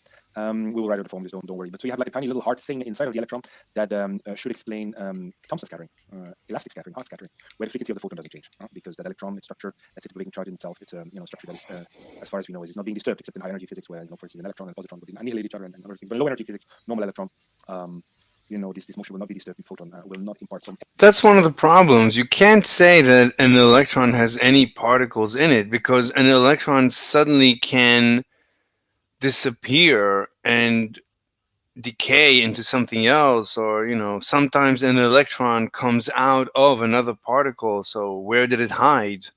So you can't say that there is particles involved within the electron. It has to be pure energy. There cannot be particles involved. Otherwise, how do you explain the conversion of one type of particle to other types? How do you explain decay? Nothing makes any sense if you're involving particles. So this guy's already off to a bad start. Energy on the electron as a whole. And so that's why we have Thomson scattering. So we know that we have 2 radii, we have actually 3 radii, an electron is You don't need a particle for Thomson scattering. I don't see the need for that. An atomic or a molecular orbital. We have the Bohr orbitals, as it's called. But at the scale itself, we may distinguish 2 radii. One, the ring current, the radius of the ring current. We think, as you can clearly see, all the charge is concentrated in a point-like charge, point-like, but not infinitesimally No, there's nothing is point-like. small. It has some dimension, as I said, which is given by the order of the Lorentz ratios, or the classical electron radius, Thomson radius. It's all the same thing. So I'm rambling already a little bit. So let us go back.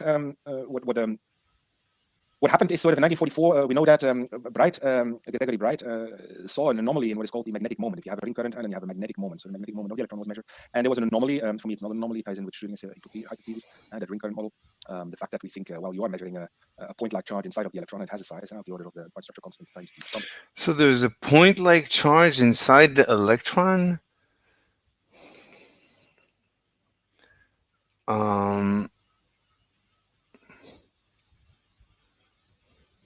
The electron is nothing but a wave.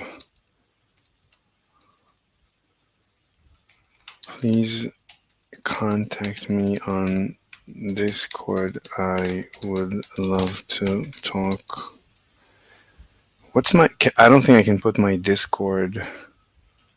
I wish I could invite. Where is it? I don't want to waste my time. I don't think, he's off to a bad start, so I don't see the point of following his thought process.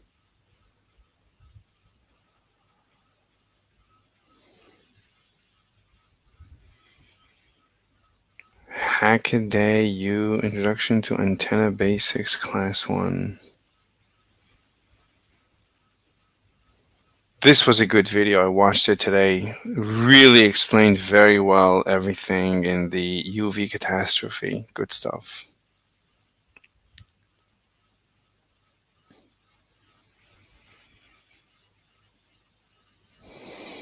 She just saved both of her children. Call it mother's intuition or whatever you want to, this mother probably just saved the life of her kids. In this clip, this family is going on a hike. You can see who I assume to be the mother in the back here. Why would you go into the woods without, like, at least a gun or a knife or a sword, something like? Isn't this expected? I mean, don't you expect mountain lions and stuff? Children in the middle and the father up front. Mother notices something off path though and stops everybody, grabbing the kid closest to her and holding her close. And when the camera pans over, we can see a cougar in kill mode stalking its prey. So based on the body position of this cougar, the fact that it's low to the ground and its eyes are focused on one of the children, this means that it is indeed stalking and looking to potentially get a meal. So why don't you pull out a gun and shoot the thing and kill it and make a nice fur coat out of it? And this family did exactly what you should. Let me see. If you encounter a mountain lion, face line, back away slowly, be large, shout, keep children close, pick up children without bending. If attacked, fight back. Yeah. Just carry a gun, shoot the thing, make it a nice fur coat. Glad I could help.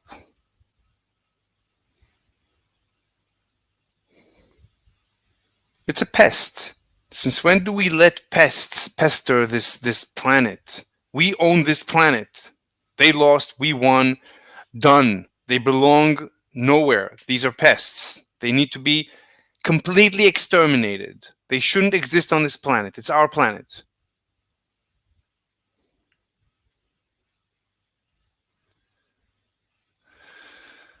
Career criminal faces execution.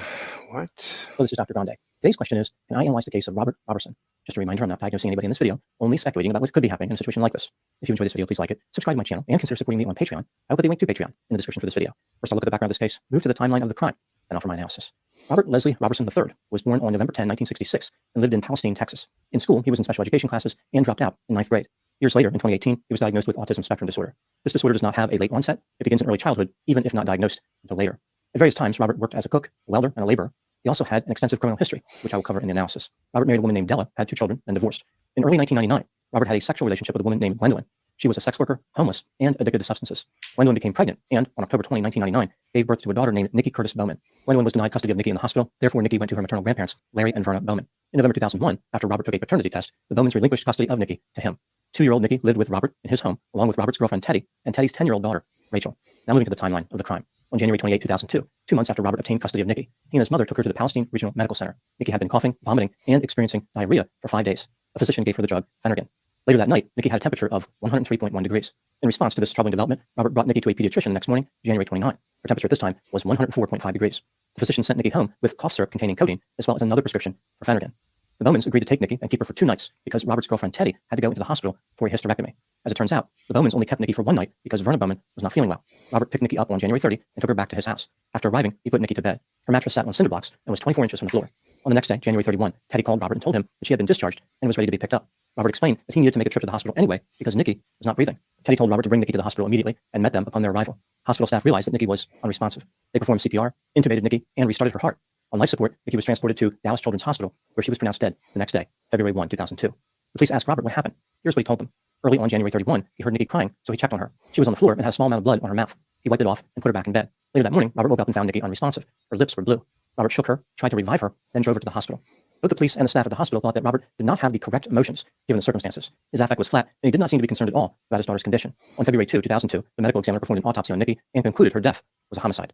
In April, Robert was indicted for capital murder. In February 2003, he was convicted of capital murder and sentenced to death. Over the years, Robert has fought to overturn his conviction. His last appeal was rejected on September 11, 2024. The Texas Court of Criminal Appeals claimed that Robert's appeal did not meet the procedural requirements for a subsequent appeal for habeas relief. The merits of his claim were not even reviewed. At the time I'm making this video, Robert is scheduled to be executed on October 17, 2024. Now moving to my analysis. Robert Robertson maintains his innocence, and he has a massive number of supporters. They argue that no crime was ever committed. Nikki died from something other than intentional homicide. The state, of course, disagrees. They argue that Robert was an emotionless criminal with a history of harmful behavior toward Nikki. This brings me to the question, was Robert guilty of murder? Let's take a look at the evidence both for and against the idea that he was guilty, starting with the inculpatory factors. Robert had been arrested at least 17 times prior to Nikki's death. He had been sentenced to 10 years in prison for burglary of a habitation, 5 years for theft by check,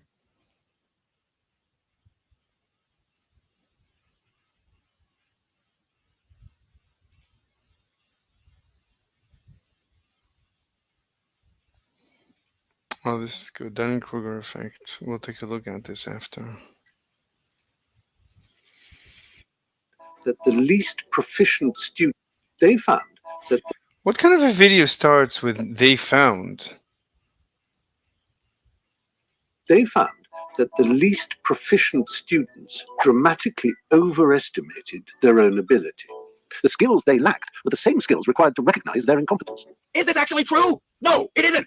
Look at the math. Look at the actual peer-reviewed literature. Look at the math. Nobody's looking at the math. Back in 2016, first peer-reviewed sources published, and there was a follow-up in 2017. If you take the time to look at the list of the authors' names, similar but not exactly the same group of contributing authors, also based on the same data set. And guess what, guys? This proves that this whole Dunning-Kruger effect nonsense arose as a kind of mirage based on a lack of numeracy. Yeah, that's just like saying a lack of literacy, but with numbers, a fundamental incompetence in interpreting what the meaning of a number is supposed to be. And that comes up when you have this kind of compelling graph made up, a kind of... I don't need to look at the graph. I just heard his presentation. It's unscientific. pleasing visual illusion created out of numbers, and people... I mean, the very questions he was asking, them, nothing makes any sense. It's so unscientific. It's nonsense. To forget what those numbers are really supposed to mean. Okay, so it says on screen here, you can read it all yourself. You're like, this is a... Oh my god, I can't stop the video and read. This is terrible, the way YouTube does this. Actual performance quartile, bottom, second quartile, third quartile, top quartile, KSS rating, percentile. These things are always impossible to understand.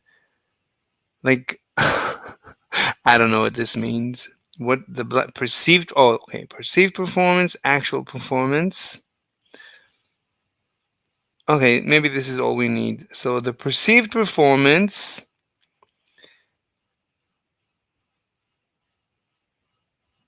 this is perceived and this is actual, but this has actual performance quartile. So this is actual performance, but the black is perceived. I don't know what's going on here. What does it mean? The better you this is the actual performance. So these people didn't perform well, perform better, perform better.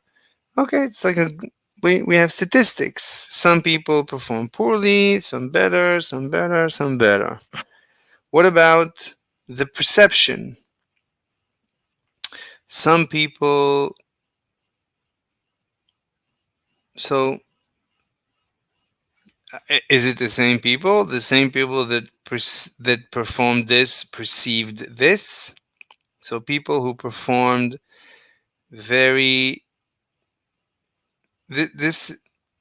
so more people that performed poorly perceived they performed poorly. So this is the opposite of Dunning-Kruger. So this is actual. There's more people. This is the number of people. There's more people who felt they performed poorly than actually performed poorly. Like, let's say this is the number of people. Let's say there's 100 people. So about 15 people performed poorly, but almost 40 felt they performed poorly. This is literally the opposite of Dunning-Kruger. This is the opposite of Dunning-Kruger. And this is the best, red is the best performers. But no one thought the group that actually performed, the number of people, like almost 90 people performed very well. But you don't have 90 people that felt they performed very well. It's only 75 people who thought they performed very well. So people underestimate how well they perform, and people overestimate how poorly they perform. It's literally the opposite of Dunning-Kruger. Jesus Christ. Convention of displaying these types of numbers with this type of chart. And here's the problem, starting with the highlighted text on screen. Since 1999, assumptions based on interpretations made from that graph's characteristic patterns, exemplified in figure 1, which you just seen, have led to the current consensus view. But we justify there's no answer. We justify our contradicting this consensus. We justify there's no answer in detail in Appendix A Part 1, where we address the following 6 overlooked aspects of numeracy, which is to say, fundamental problems of understanding. Numeracy, the ability to understand and work with numbers. 1957 from Numerate, counted out. The meanings of numbers, equivalent to a... I got a whole playlist of videos complaining about idiots. So when you put numeracy, you soap, you idiots, why I hate vegans, dead end losers, and the attainable fantasy of YouTube, Marxism within veganism, Socratic method is dead. This is the same person. Mike the vegan is wrong, damaging from THC. I respect you enough. Oh, it's the same guy. Abbas Lesiel. Lack of literacy. Lack of numeracy is the problem. These overlooked aspects of numeracy on which such interpretations rest. 1. Random noise can generate X-shaped patterns in Dunning-Kruger type graphs. And if you don't believe them, guys, they published a whole peer-reviewed article where they do nothing but take random noise and put it through the same process of analysis, and random noise seems to produce the same stunning mathematical relationship because that mathematical relationship is... But you don't need to. It's literally the opposite. Unless I misunderstand the graph. Is a mirage, an illusion, a hoax, a fraud, whatever you want to say. Anyway, I don't know what this right side is because I don't know what SLCI rating and SLCI score. This is the score. This is actual. And maybe how they rated themselves. It's the same thing. More people rated themselves in the bottom. And fewer people rated themselves at the top compared to what they actually should be. So this is the opposite. I don't know. And researchers can easily misinterpret these patterns as meaningful measures of self-assessment. 2. The Kruger-Dunning type graphs represent patterns that appear meaningful from datasets too small to offer reliability. 3. In y minus x versus x graphs, sets of x and y, both bounded by 0 and 100, generate strong ceiling and floor effects that researchers can easily misinterpret as meaningful measures of self-assessment. So guys, if you don't understand what I'm saying here, if you're rating yourself a 0, you can't get any lower than 0. If you rate yourself 10 out of 10 or 100 out of 100, you can't get any higher than 100. And that will indeed skew the data or create seemingly meaningful relationships on those charts. 4. No, I don't get it. No. Sorting data pairs by one member. No, I don't understand what you're saying. No, this is incorrect. Let me see. Comments are turned off. Oh my god. Comments are yep, deal with it. Here's the link to the real video, 20 plus minutes long on my other channel, Dunning-Kruger's Wrong. The social, and here's the link on my Patreon in case anyone wants to support. What is this nonsense? Why are comments turned off? Can I ask never to be recommended this channel? Who is this guy?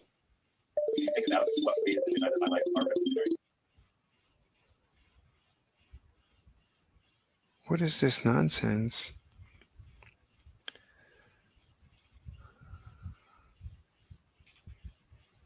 Let's just say hypothetically. Oh, he turns all his comments off. This is just a guy that turns off comments. So he's a leftist. I don't know what's wrong with him. They found that the least proficient students dramatically This is complete nonsense.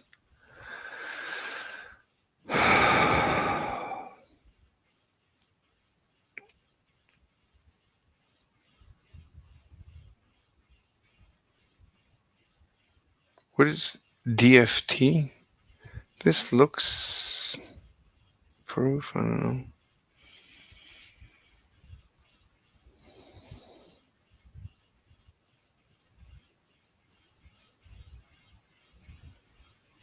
Sticks is back.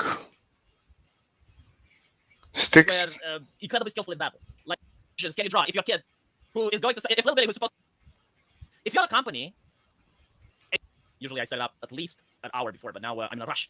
I'm in a rush because I want to go with my wife out, and we haven't gone out since we had the baby, so it's been more than 3 months. And now I just want to do the stream and then go out, enjoy a nice evening, and come home, relax, and make the YouTube videos for the next day. So anyway, right, just before starting the stream, I got a notice from YouTube. It's usually a bad thing when you get a notice from YouTube. Like, it's never good. And apparently they're updating their TOS, and I'm thinking like, holy shit. They have a compendium of TOS. I am so glad that I actually started YouTube being back when there were almost no terms of service because and then you see the pattern coming into the room being mortified. And I don't know if you're like a Russian company and you want to advertise on YouTube if you're allowed. So, you know, Sticks being from my generation, I think this is more of the Satanism that Stolas is a Duke of Hell. Oh, it is a real demon. Okay. Yeah, I do know a little bit about voodoo on a superficial level.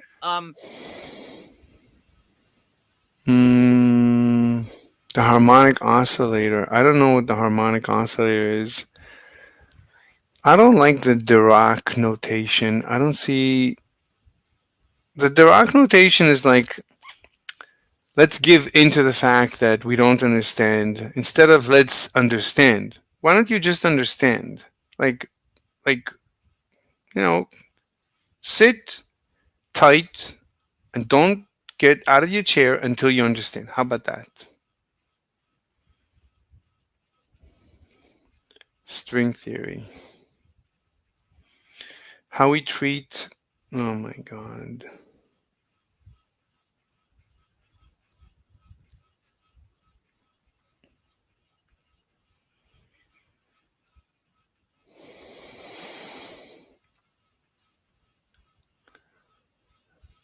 "20 Israeli jets destroyed by Iran.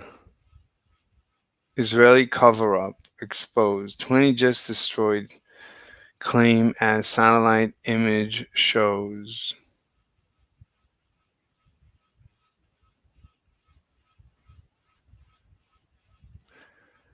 So, I mean,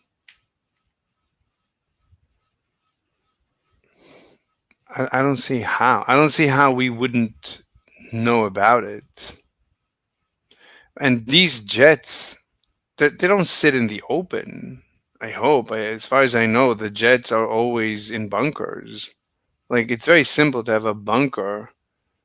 It's a simple silo that the jets are stored under. Let me see.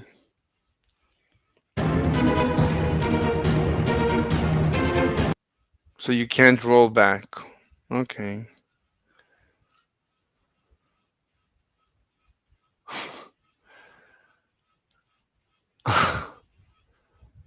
So I don't know. There's nothing I can do with this.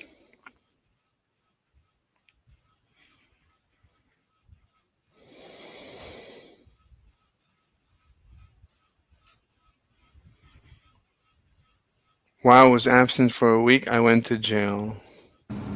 All right, everyone, talk about weird times. I don't like him. He's a weird... He's always laughing. He never talks like a normal person. He's always... He's always like making fun of everything. Everything is funny. Everything is obvious. Everything is nonsense. It's like instead... Like he... Anyway. You probably were wondering where I was for an entire week. Actually, I was in jail. Don't worry, I'm going to have no problem with the charges. They're pretty spurious. But I do have some fun stories in regards to that. Now, of course, I'm not going to talk about the specifics of the case for legal reasons. And actually, it turns out that Jeremy, the quartering, was the one that posted my bond. So big shout out to him. I owe him a number of free live streams as a result of this. I just wanted to tell a little bit about the experience, though. You get dragged off on a week. What do you mean posted your bond? I mean, don't you have enough money in the bank to just pay the bond? I don't get it. Why are people so poor? Why? I mean, with 500,000 subscribers, you don't have any savings? He's going to get booked and all this bullshit. And then you go to jail. Not prison, it's just jail. Temporary holding while they, figure out sort of what's going on. And you have to go and do a court date and give your testimony and stuff like that. And they figure it out later. Here's my experience. Overall, there were some very unpleasant things about it. But then there were things about it. Why is your audio so terrible? You're a streamer. Can't you fix your audio? They were surprisingly easygoing. For instance, one of the first things that I saw when I arrived in the jail was actually a dude snorting cocaine. He had a little white packet. He was chopping it up with his fingers, and then he had a little straw. And he was snorting it. I'm like, what? How did you get it in here? Then I realized, oh shit, they don't really have any drug checking in here. He was an older dude too. It was like a dude in his 60s, and I thought that was surreal. And that's the first time, by the way, that I've even seen cocaine. And it happens to be in a fucking jail holding cell. But prior to getting your orange jumpsuit and shit like that, that was strange. Then at another point, let me talk about one unpleasant experience first. In the well, they're not really cells, but little glass. I don't care. And your audio is shite. Fix your audio. Prove F is 1 to 1 if and only if F is on 2. I don't know what that means. PewDiePie got banned from Twitch. No way. It's difficult to admit, but PewDiePie is one of those people that actually managed to shape the internet with his behavior. I mean, think about it. The bridge incident, that dreadful event which almost destabilized the American society. It caused such havoc and chaos based on what the journalists were writing that I think it's one of those dark ages in American history. However, before the bridge incident, independent content creators could just make a name for themselves on the platform. You didn't have to associate yourself with a PR company. You didn't have to network behind the scenes. You could just make a couple of videos and just blow up. There were many content creators that did so. I don't know if she falls into this category, but Rebecca Black with her video for It's Friday became an internet sensation overnight and then disappeared. After the bridges that you can't do that anymore because YouTube just doesn't trust content creators. So if you want the algorithm to work for you, you got to work with a PR company so that they can groom you into something safe. And there's more things like that PewDiePie did, and the article actually goes through it. My favorite one is when I don't like it when a YouTuber like what's his name, the Romanian V, he talks to us as if we know the history of the internet. The bridge incident. I never heard of the bridge incident. I have no idea what he's talking about. Deep dive into Christoffel symbols. Good morning, Relativity friends. I had posted a video on the Christoffel symbols sometime. Wait, let's see what's going on this server. Wait, where's everyone? That's weird. There's no one there?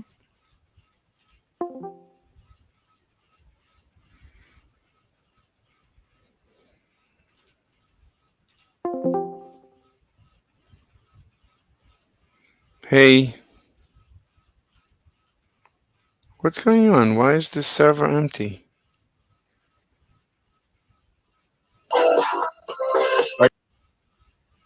Can you hear me?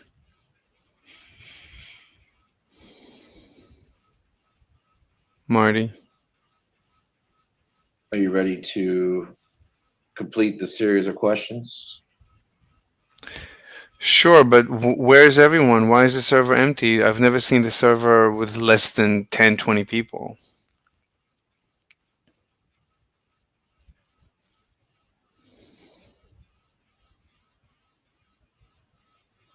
Marty, can you talk? Are you ready? Sure, but can you... You don't want to talk? I'm going to ask you questions. I don't want to waste my time, nor yours. I find these questionnaires boring. Like, you want to ask me something about physics? Can I ask you if you like blew your nose this morning? I'd rather not. I don't want to waste. You sound a little bit nasally. Yeah, I'm sorry about that. But don't you want to talk about physics or something interesting, or science, logic? You don't want to talk about something more interesting than me? I'll answer and talk about anything you want Mm-hmm. once you've completed the series of questions. How many questions? Are you ready? How many questions? I need to know what I'm getting into. I don't want to waste my time answering 1,000 questions. Well, it's under 100. No, that's too much. Under 10. I'll do 10, and then we'll have a discussion about physics, okay? In the beginning, how many days did it take God to create the earth 6. and all the heavens and the ever-expanding 6. universe? 6.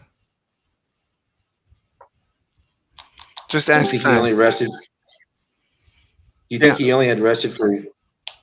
That's what it says. Rested on the 7th. Ask fast. Come on, don't waste time. Do you think he only rested for one day? That's what it says. Come on, fast. He probably had a case of the Mondays. Look. All right, let's go back to question number 0.0. Is 0 a number? It's a digit. It's a number. Sure. Yeah. Was there a year 0? I don't know. You don't know? No, I don't know. I don't know. I don't care. Let's go. Continue. Come on. Don't waste my time. Come on. Fast. Question number 2.41. What second language did you fail to master in high school? Was it English? Sounds like it. Yeah. English. Sure. Question number 3.33. Yeah. When did you start trusting the AI? I don't trust anything. I don't trust the AI.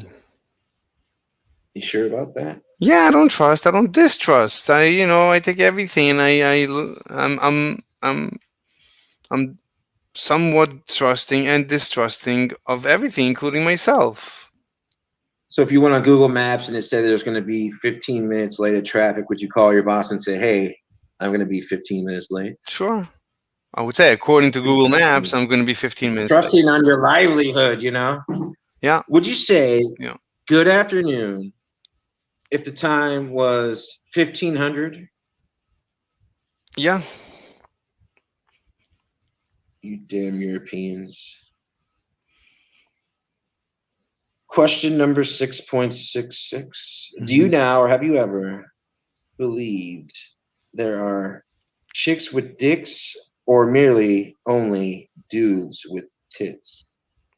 I don't care. It's whatever a person wants to be called. I call them. If a guy wants to be called a chick, I call him a chick. I don't want to hurt. So, I don't want to hurt anyone's feelings. before you said you had been forced to have sexual fetishes. No, that's not even close. But let's go on. You've never been sexually assaulted? I was actually, but that's irrelevant. Question number 6.16. Yes. Do you believe Satan exists? No, there's no gods. There's nothing supernatural. The universe is very boring, very mechanical.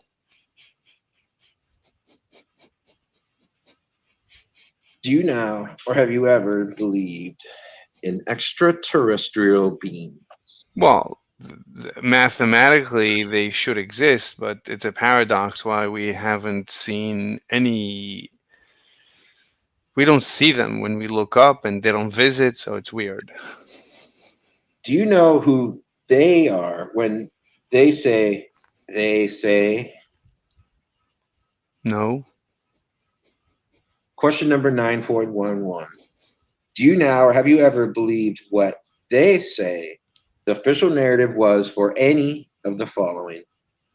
The Titanic, Pearl Harbor, the Great Pyramids of Giza, Chernobyl nuclear power plant meltdown, Roswell weather balloons, aliens, Sasquatch and the Loch Ness Monster, weapons of mass destruction, also known as nuclear weapons with thousands of years of nuclear fallout, dinosaurs.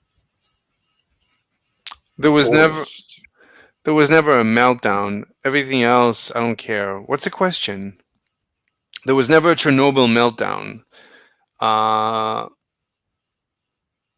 Thunderfoot proved there could not have been a meltdown. He has multiple videos proving there was no meltdown.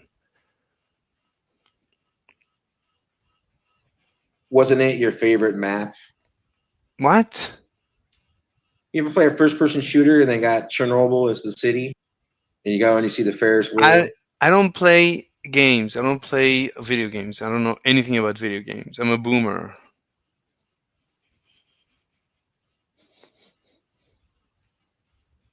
Yeah, come on, fast. You're not. Am I not twice your age? I don't know. I don't care. Can we finish already?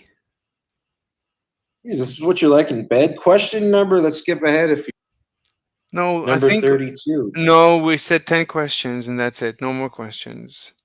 Oh no. We didn't get 10. No, come on. We did more than 10. Okay, I'll give you 2 more and we're done. Let's go.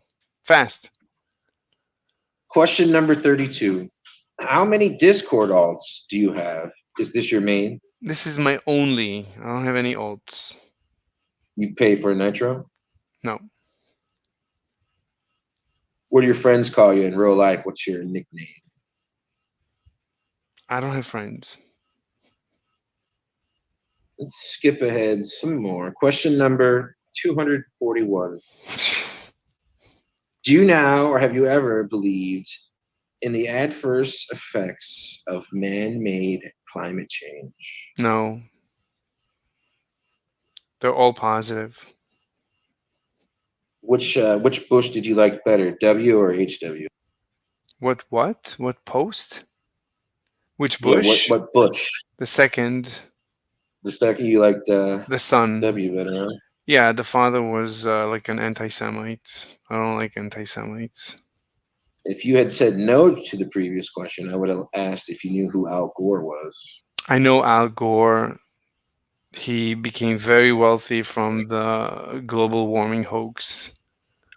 Question number 420. I think Do we're you done. now, or have you ever been? Last question, yeah?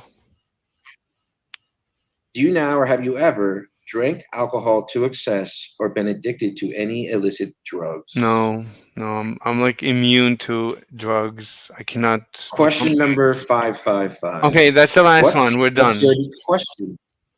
What? What's a good question? A good question. What is dark matter? Ask me the same question. What is the good question? God knows. Question number 616. No, we're done. We're done. Have you ever looked into No, no, no. numerology? Numerology is complete nonsense. Define the following. No. Conspiratorial thoughts. Conspiratorial thoughts? I don't know what that means. Like ask me the same question. Conspiratorial thoughts. What do you think? It's a gang of red-pilled sluts. Question number 777. What's your God's name? How do you say God? I don't have a god. I'm godless. You have a native tongue? Yes, I have a native tongue. If your girlfriend was riding your dick, if you have one, I don't know what your sexual preferences are. If your girlfriend was riding you and she was saying, "Oh my God," how would it sound? Jesus. Jesus. Question. This one doesn't have a number. Have you ever, or do you now believe NASA put a man on the moon? Unfortunately, yes. Are you a goddamn American? Yes. Question number 911. Do you now or have you ever believed what they say the official narrative was of that day? I know what they say, but like there's no conspiracy. There was never a conspiracy. The government, the FBI, the CIA let in known terrorists. They knew the dangers. They took a chance because I don't remember the exact reason. It was a mistake, and we paid dearly. That's it. The Middle East did pay dearly. Select a number between 11 and 93 million, or a special number to you. 12. Number 12. All right. You had 93 million. All those to choose from. Yeah, 12. All right, let me find Are we question number done? 12. Are we done already? Come on. Look, I came here to have a discussion about ether and physics, not to Question waste. number 12. Does 1 degree equal 69? I don't know. 69 what? Like, you need to have units. There's no units. Select a category. Mm-hmm. Mathematics, science, history, herstory, mental health, sports, or did I say mathematics? Or riddles? The first, mathematics. Okay, we're done. We're done. Okay, I'm bored. I'm bored. I'm bored. Let's talk about These are actual. easy. You can use your hand to do. What is 5 plus 5? You can use all your fingers on both hands. 10. What was that? 10. Ask me the same question. What is 5 plus 5? 55. How many fingers do you have on your dominant hand, also known as your writing hand? 5. How many pinkies do you have? On that hand, 1. How many thumbs do you have? On that hand, 1. How many fingers do you have? On that hand, 5. How many toes do you have? On both, I guess 10. What is 9 fingers plus 1 pinky and 1 thumb? Oh my god. That's exactly it. I mean, if you're not going to define them as fingers, then you can then that's it. It's 9, whatever. It's whatever you said. You cannot alter the list. You can say, you can generalize that. I think whatever. What you can say is the word science 10 times in a row.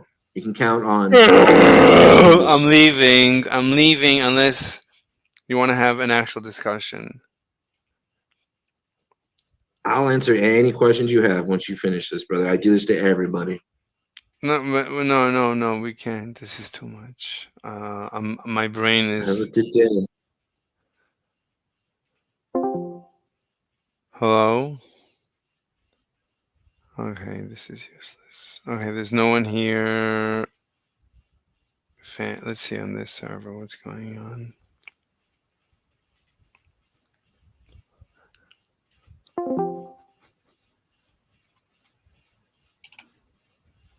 Hello. At least we all know it's not a ball. That's what's important. Earth doesn't move.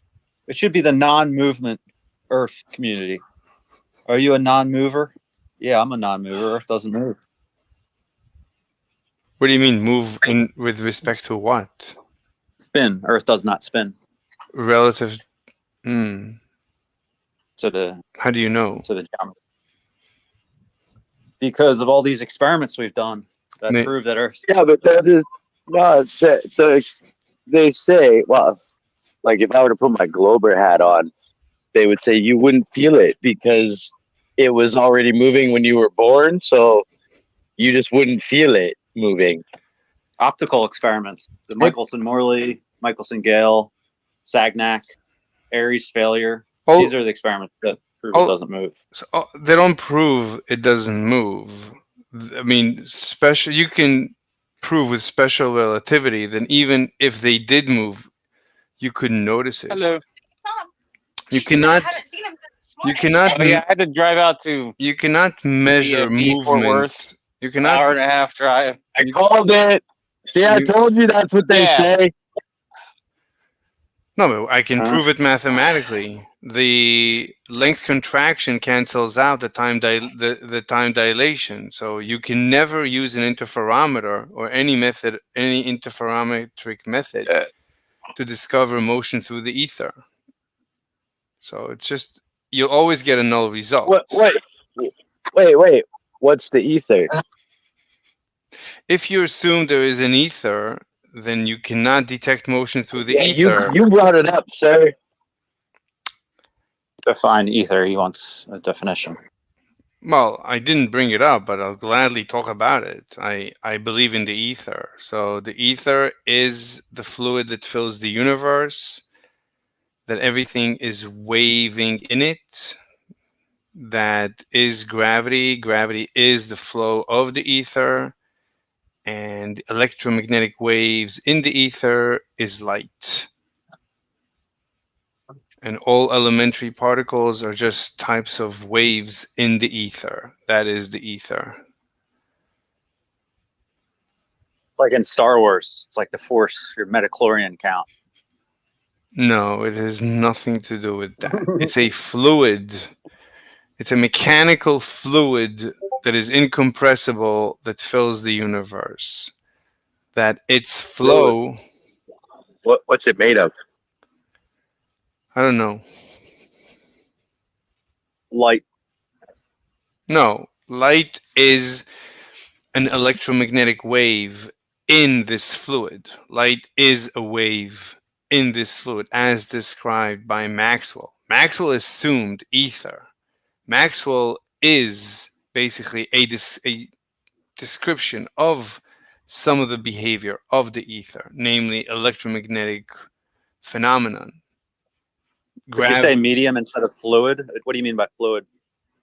Midichlorians are one with the Force. I don't care about midichlorians. I don't care about Star Wars. Are you an ether earther? Does that make you an ether earther?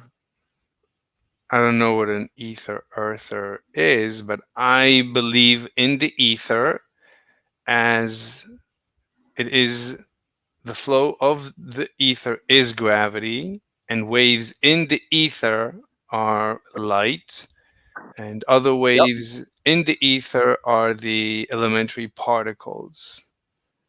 Makes sense. Yeah. So the ether actually gives you a constant speed of light. So ether gives you special relativity. Gravitational ether explains why the apple falls. Therefore, you get general relativity. And because the universe is filled with a fluid, there's no room for particles. There are no particles. So every elementary particle is just a tiny wave. So that explains the particle wave duality, the nature of the electron as a wave, why all elementary particles ultimately are waves, why light is a wave. Can you define fluid? Look, it looks like this fluid it looks like it's incompressible because otherwise gravity wouldn't function. It looks like it's composed of maybe particles because we know there's a limit to the speed of light. We know that like pure waves in the ether travel at a specific speed, a specific velocity. So from our notion of, sound waves and water waves, it sounds like, or it feels like, the ether is composed of tiny particles that behave like a fluid. Unfortunately, it's difficult to talk about the behavior, the physical behavior of these particles, because all we know is the laws of nature inside this fluid. What we know as mass, that's just the Higgs mechanism of the ether. The ether has the Higgs mechanism. The ether endows mass onto the electron. So it's difficult to say that the fluid of the ether has, or the particles that make up the ether have mass. It's difficult to say that because mass is something that the ether fluid endows through the Higgs mechanism onto particles, onto massless particles that then become massive through the Higgs mechanism of the ether. So mass is really not defined. Our mass is not defined at that level. The ether cannot really have our notion of mass. So I don't know. Hold on, did you just define mass and I missed it? I was using a garden Mass. tool. What? We know that mass. I didn't define mass. I mean, we can measure mass. I'm not like I can define mass. What are you measuring? Okay, cool. What are you measuring when you measure it? I mean, the way we measure mass is by trying to accelerate it, I guess. I mean, how do you measure mass? I don't know. Like, I guess you can try to accelerate mass. And then you see by F equals ma, you see under a certain force, you see the acceleration and you get the mass. You calculate the mass, you experiment, and you get the mass of an object through F equals ma. That's one way. You can also extrapolate. Sorry, I missed it. Hold on, I missed it. I forgot where we were at. What did I ask? I think you wanted him to define mass. You want me to define mass. So the way I define, as a good scientist, the way I define anything is through the measurement process. It's through the experiment. So mass is defined by an experiment such as F equals ma.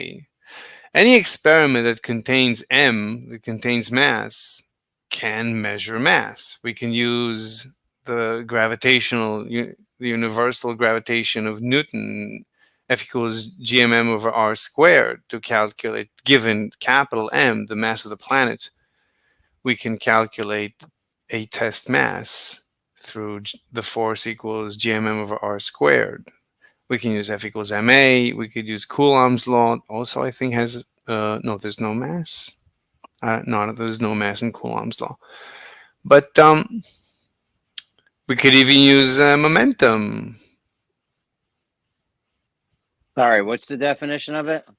I don't know. I maybe this said will be the the last time I try said that. as a good scientist, I define terms by their measurement process. The definition of mass is by the measurement, by its metric, by the measurement process. And the measurement process is an experiment I can conduct on different so-called masses. In order to measure the mass, I conduct an experiment, such as I've... What are you measuring though? Can you define what you're measuring? Sure. This mass thing? Sure. So let's say I apply the equation. I assume the equation F equals ma. Let's assume it for now. So I assume F equals ma. So if I apply a constant force to some unknown mass and I get the acceleration, so using F, given I know F and I can measure a, I can calculate m. What mass? So what is? I'm done. I give up. Maybe he's saying it, but he's hiding it, like when he's saying it or something. Wait, Is this like a Sudoku or something? Wait, A what's the crossword puzzle? Yeah. I said that as a, like, you asked me for the definition of something. So I said, as a good scientist, I define any term by the way that I measure it. So, and measuring just means... He may be asking you like as a good dictionary to provide a definition, not as a scientist. Oh, you want me to pull up a dictionary definition of mass? I was just wondering how you define what you think mass is. What do you think it is? It's not what I think. Mass is a Okay, word. what do you know? No, there's not knowing. Mass is a word in English. What do you not know? It's nothing to do with knowing. It's language. You know the definition of mass. There's not knowing. Definitions is not knowing. The purpose of language is to communicate in order to transfer what I have in my mind into your mind and what you have in your mind into my mind. Language is a tool that we use in order to communicate ideas. So we can negotiate the definition of any word in order to have a good communication, in order to feel like we are able to share ideas. Yeah, I got some smart ass answers right here, but I'm gonna hold them back. What? So you can't define mass. It's tricky, is what he's saying. I didn't say it's tricky, and I said, of course, look, it's not about can or cannot define mass. It's about agreeing. We can negotiate the definition of any word. I can propose a definition. You can agree or disagree. We can negotiate a definition. The purpose of a word is the purpose of a language is ultimately in order to share ideas. I'm not interested anymore. I was for a minute, but I'm not anymore. Never mind. I like what you were saying about the speed of light and ether and how that has to do with it, and how maybe we're really measuring the speed of ether. Is that right? So the speed of the ether, the reason Michelson and Morley got a null result, I think, I didn't go through the calculations, but one possibility is that the length contraction due to moving through the ether cancels out the time dilation due to the moving through the ether. So you can never detect, you can never get an interference pattern due to the moving through the ether. So it's as if the ether is never moving. So an interferometer might not be a good tool to detect motion through the ether. There is other ways to detect motions through the ether, though. Do you think Earth spins? Yeah, I see. Okay. I see. So you're. I mean, I see. I see the time zones, right? So for me, it's morning. Then it feels like It feels like the Earth is spinning. It's the simplest. Mhm. Earth spinning or the sky is spinning, or I guess both could happen. Why not? I mean, It sure. feels like it's spinning. I mean, the Feels like it's ancients. like it's a feeling. You feel, you know what I mean? Like I mean, you're saying you feel the Earth spin. Wait, yeah. The argument was you're not supposed to feel it. why not? All right. Not my argument. My So argument. seeing something makes you feel like you're physically spinning if you see it. Okay. I mean, one explanation to what I'm feeling, right? At the end of the day, all I have is what I'm feeling. So I'm feeling, or I'm detecting, or I'm experiencing different times of the day throughout the day. So one explanation that I've heard that makes sense is that the Earth is spinning. That's an explanation. Now you could also. You haven't heard other ones, It's not. though. It's not a sensory like input, really. You know. Wait. Of course, it's He's saying the model works, right? I mean, the model works better than flat Earth, and that's He true. said it. But He said it feels like he's spinning, and I'm saying No, I that, don't- like he didn't say that. an intellectual. But he's never heard of cell Earth theory, and that's the inverted globe, and that equally explains what we see. It just does a better job of it. Oh my goodness. I mean, there's Right. many ways to explain my experience of different times during the day. It could be that I'm in the Matrix and I'm sleeping and dreaming the whole thing. It could be that I'm in a simulation in the Matrix. And there's many of it. It could be that the Earth is spinning. Could be that the sky is spinning. There's many models to explain my experience. It could be that I'm a brain in a jar that was created a split second ago with a memory of everything I'm talking about. That's also a model. So there's many explanations. Doesn't really address it. What do you mean? No, I'm saying there's many explanations. One of them is Yeah. that, as mainstream science says, that the Earth is spinning. It seems to be the simplest to me. It's not because you've never heard of the other models. As I said, it seems to be the simplest to me. Me being that person that was never introduced, maybe, to any other Yeah. models. So I again, agree. I'll repeat, it seems to be the simplest to me. Now, if you I want know, to, I agree with you. okay, if you Because you've never heard of other models. Yeah, that's all I'm saying. possible, so you're welcome to introduce another model that might be better, but I'm very satisfied with the the spinning Earth model. I don't have an issue with that. Do you think the ancients were intelligent people, or that built the Great Pyramid and the Antikythera mechanism that could figure out the movements of the heavens above us thousands of years ago? Are these people dumb? I'm not Were these judging. people- I'm not judging them. I'm not judging me. I know a little bit about their model, that they felt that the sky is basically painted on a glass sphere that surrounds the Earth or something like that. That's a good model, but it doesn't match the data. So the fact Oh. that a spinning Earth in the mainstream universe, as mainstream physics explains, is the simplest model. Yeah, from their understanding, right? From my I agree. understanding, nothing to do with them. They've also never heard of I don't know. the cell model. I don't know anything about them. I don't know. You can talk to me about what I think. Yeah. I'll gladly tell So you. Mhm. the cell model or the concave model is the idea that you're inside of a sphere. Okay. And above you, and also inside of that sphere, is a smaller sphere, which is the heavens or the sky, rotates. I don't understand. It's just one ball, a sky ball that rotates, and it has the sun, moon, the stars, everything in it. I'm lost.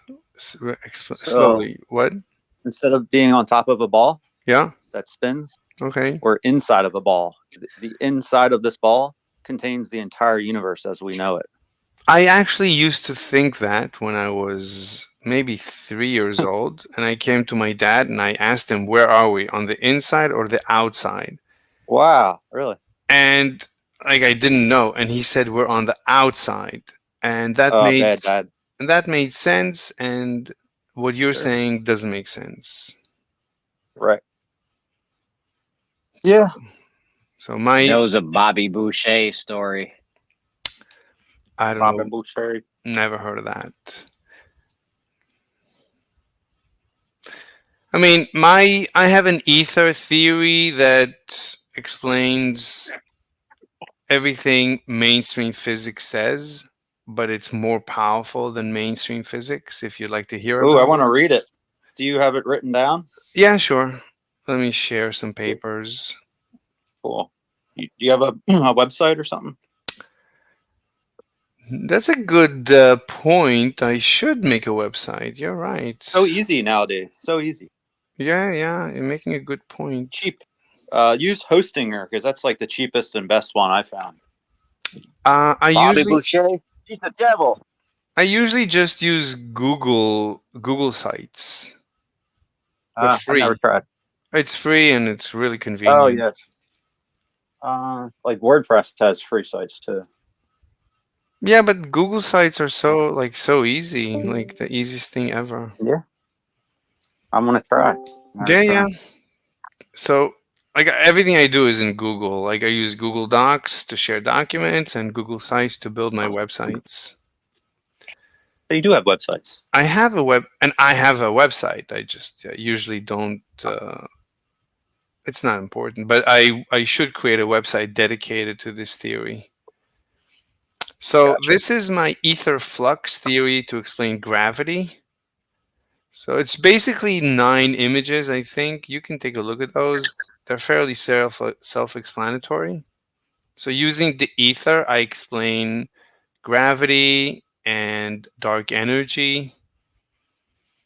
I should write more papers about other things that the ether flux explains, like black holes. I still haven't been able to explain dark matter, so I don't have a theory for that. But Did you post a link or something? yeah, on the side chat. I always post in the side chat. What's that called? Side chat. The chat on the Called side side. of this VC. Jeez. I don't even know how to do that. Yeah, I don't know why people post in a different chat. That doesn't make any sense. Because it's called live stream chat. Yeah, but then you have to go there and come back. It's easier Yeah, to that's true. be here. There's a button right there. There's a little chat button. If you're on a phone, it will be on the Oh, yeah. Oh, yeah. So Yeah, it's easier. So that's one paper. So that gives you gravity. Finally, this is a mechanical theory of gravity. I've never heard anyone come up with an actual mechanical theory of gravity. Einstein's general relativity is not a scientific theory of gravity. It's just a mathematical, I wouldn't say theory. It's just a mathematical tool to make good predictions. I don't contradict GR, but Einstein never gave us a theory of gravity. To say that GR is a theory of gravity is a lie. GR does not explain why the apple accelerates towards the ground. Do you know what explains it? The cell Earth cosmology perfectly explains it. Well, the paper I So- just shared explains it. Now, you're saying what? The cell Earth explains why the apple falls towards the ground? Because it's a push instead of a pull. Explain. It's in a Yeah. So in the center of our ball of our Earth, which contains the entire universe, there's another central ball that spins. Mhm. And that spin creates an etheric push that forces us down inside the electromagnetic cell Earth that we inhabit. Makes a lot of sense. Okay, but what causes the etheric push? What? So you're saying ether is created?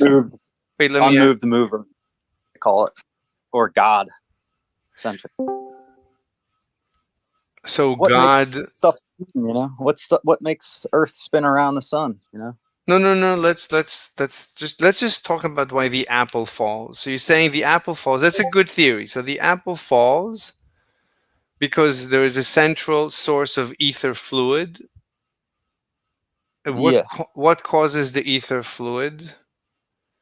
So it's very I similar. have no idea. Oh, No idea. so it's very similar to my ether. My ether fluid is caused by dark energy, but I'm completely compliant with all of modern mainstream physics. So I take all of modern mainstream physics, including dark energy, and it just fits the ether model. So dark energy creates ether, and ether flows into the earth, and as it So flows, dark energy is the Yeah. cause for your whole thing. Gravity. I mean, Like I'm just saying, like dark energy is just like this magical thing that causes everything, huh? Yeah. What is dark energy? dark energy, exactly as mainstream physics says it is, it's the creation of space. Space is always being created. So according to my model, it's the ether. It's not space. Ether lives in space. So the ether is being created by dark energy, and it creates a positive pressure everywhere in the universe, which causes the universe to expand. But it also but we now have positive pressure. This fluid has a positive pressure everywhere. Now, the way gravity works is that when this fluid interacts with any particle that we consider to have mass, so first of all, ether endows mass onto that particle through the Higgs mechanism. So now that particle has mass. But now ether has destroyed itself. Ether annihilates itself in order to give particles mass. So the ether, where it is annihilated, now we have a vacuum, meaning we have low pressure ether. And since everywhere in the universe we have positive pressure, but everywhere there is mass, we have low pressure. So now we have a flow. And that's why the ether flows from everywhere into the earth, for example, or into the moon, or into the sun, or into an electron. So the ether flows because when the ether interacts with a massive particle, it annihilates.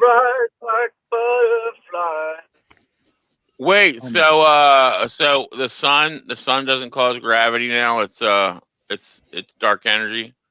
The sun isn't pulling things towards it anymore. Yeah, nothing changes. I'm completely compliant with all of mainstream physics, so I'm not changing mainstream physics. I don't deny. Oh dang! Well, I was worried. You weren't going to be compliant. Oh, you should. Yeah, I was like freaking all like spiraling about it. Well, now read that your paper, I know though. you're compliant, I am freaking. Thank God. Thank God. I was nervous this whole Sense time. some As long as you're sarcasm. complying. Well, it's his model, so let him explain his model. Yeah, I mean, the model, I didn't think of the model in order to be compliant. I started with the fact that I noticed that apples fall, and I had to come up with a theory, a mechanical theory, to explain why apples fall. That's not exactly how it happened. I mean, I decided one day, 3 months ago, I decided to redefine science, for science to be completely mechanical. I just decided I've had enough of science being woo-woo, probabilistic, Schrodinger wave equation. I've had enough of that. Quantum. Yeah, I've had enough of the quantum nonsense. Enough is enough. And I said, okay, let's redefine science. Oh, hold on real quick. So you agree science isn't probabilistic. It's you either know something when you're done with your science, right? Like 100%. Correct. That's my assumption. So I decided to. Well, I like that part. Exactly. I like that part. Exactly. So I decided to redefine science against the mainstream. So my definition of science is thoroughly against the mainstream. My science assumes 100% mechanical cause and effect, intuition, determinacy. The universe is a clockwork. That's the assumption. And once Okay, that's the assumption. Now, I looked at Newton's equations, and from Newton, I got the feeling that there is ether flowing into mass. So Newton says, if you look at Newton, so you have F equals ma, that's Newton's second law, and you have F equals gmm over r squared, that's Newton's gravity. So if you want to see how fast a body falls, then you say F acceleration equals F of gravity, meaning ma equals gmm over r squared. It's in the paper, everything I'm saying. So ma equals gmm over r squared. So the mass of a particle times its acceleration is equal to g times the mass of the planet times the mass of the particle divided by r squared. So both sides of the equation now have little m, the m of the test particle. Well, that drops out. So A equals gm over r squared. Hold on, what's the m? The little m is the mass of the particle, and the big M. What's mass? What's mass though? We still don't know what mass is. I already explained that. Anyway, so what I got is that the acceleration of any particle, whether it has mass. I'm sorry, bro. I missed the part where you defined mass. I think Jeremy missed it too. I've done He that. said you can use a regular definition, like Yeah, just I'm following. look it up. Yeah, just look it up. I'm completely mainstream. There's nothing not mainstream about me, so I'm not saying anything new. If I say something new, I'll tell you. So my definition of science is new, and my ether is new. My gravitational ether is new. My luminiferous ether is not new. That's the old one.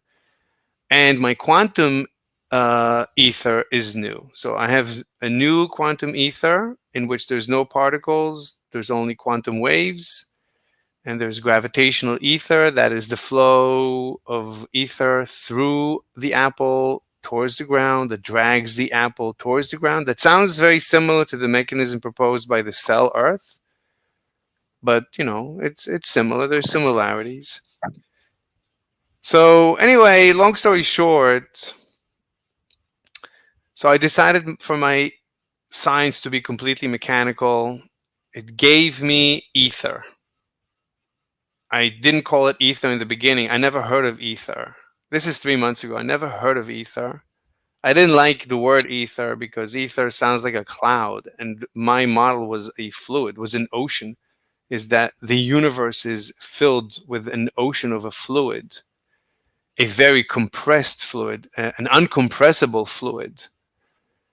So it didn't fit the ether notion. Ether means like almost completely vacuous. It's not, ether is not, the word ether is like a cloud, and I don't want a cloud. I want a fluid. Anyway, so I didn't call it ether. I actually called it fabric. Like I wanted to be compliant with Einstein's GR. Anyway, so I came up with, I know from Newton. I didn't come up with anything. It looked to me like in Newton, if you think mechanically, if you become devoted to a definition of science that is completely mechanical, then Newton says, which means Kepler says, which means Tycho says, which is pure numbers, like with the data. The data says that an ether fluid is flowing into the earth and is dragging the apple along for the ride. That's what Newton says.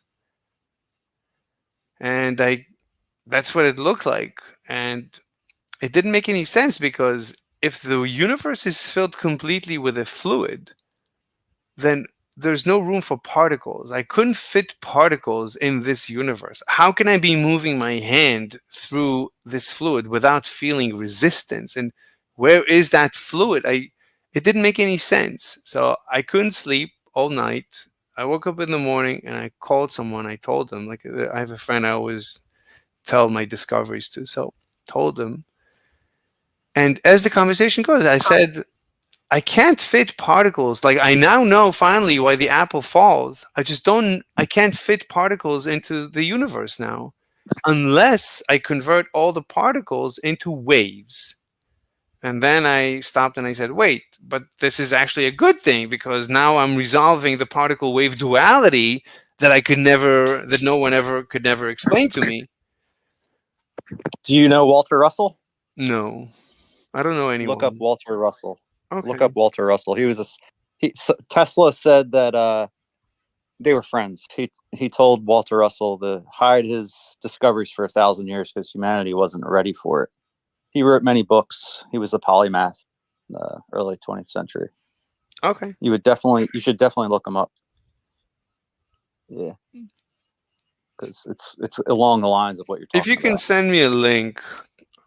Anyway. Yeah, I'll try to find it. Yeah, that'd be nice. Anyway, so I was really happy with this model in which, okay, so now I have gravity. Now I can finally explain gravity, and everything is a wave. So I can now I can move my hand in this fluid and not feel it, because my hand is a wave. My hand is composed of tiny particles, including electrons, for example. And everybody knows the electron is a wave, and now it makes perfect sense. The electron is a wave in this fluid. Perfect. So now I have gravity, and I'm not denying GR, but now I also have in the same model quantum mechanics. So I have GR with quantum mechanics living together, no issues. That's fantastic. And Maxwell's electromagnetism has always lived with this fluid, so that's not a problem. And, light is itself just a wave. Everything makes sense. Photons are a wave, electrons are a wave. Everything is making sense. And since then, everything has only made more sense with every passing day. So I can explain all of modern physics, all of physics, based on the ether model. And a child can now understand all of physics, including special relativity. Now, special relativity also comes out of the ether model. Actually, now I can finally explain why the speed of light is a constant. And that's one of the papers that I shared. The proof of Einstein's second postulate is the basis of special relativity. And this postulate was never proven. Einstein never proved the speed of light constant. He just assumed. He postulated. That's just a fancy word for assumed. So Einstein assumed a constant speed of light, but he never proved it. No one ever proved that the speed of light must be a constant. But if you assume ether, then my paper shows you can derive a constant speed of light by assuming ether. So you're really measuring the ether, not the light, right? What? You're really measuring the ether. What do you mean? Not the light. What do you mean, really measuring? Like when you say the speed of light, are we really saying it's the speed in which light travels? Yeah. Or are we saying there is a pervading medium in which dictates the speed of light, and that's the ether? So I'm assuming that there is an ether, and by assuming ether, I get a constant speed of light. So if you look at this, if you look at the paper, the proof of the second postulate, so I show that if you take a bathtub, you can create a scenario in which in a bathtub you can show special relativity. Because if you open the paper, starts with I use a rubber ducky in this paper. So you take a bathtub and you take a rubber ducky, but it's a special rubber ducky. It's a rubber ducky that someone needs to build. It's a rubber ducky that has a wave emitter, a water wave emitter, and a water wave detector. So you put this rubber ducky in the water, and you click the button to start the clock. The clock emits a wave from the emitter, and the detector detects that wave, which sounds trivial. But that's a clock. So that's a tick.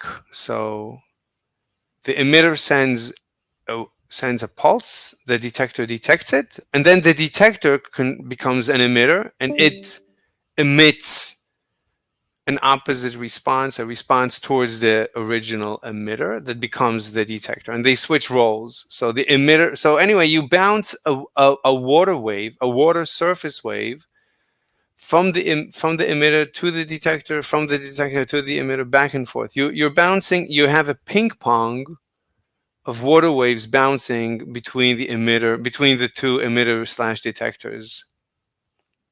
Okay. And that's a clock. It ticks at a certain rate. And as you move this ducky in the water, you notice time dilation. You notice that the clock ticks slower because the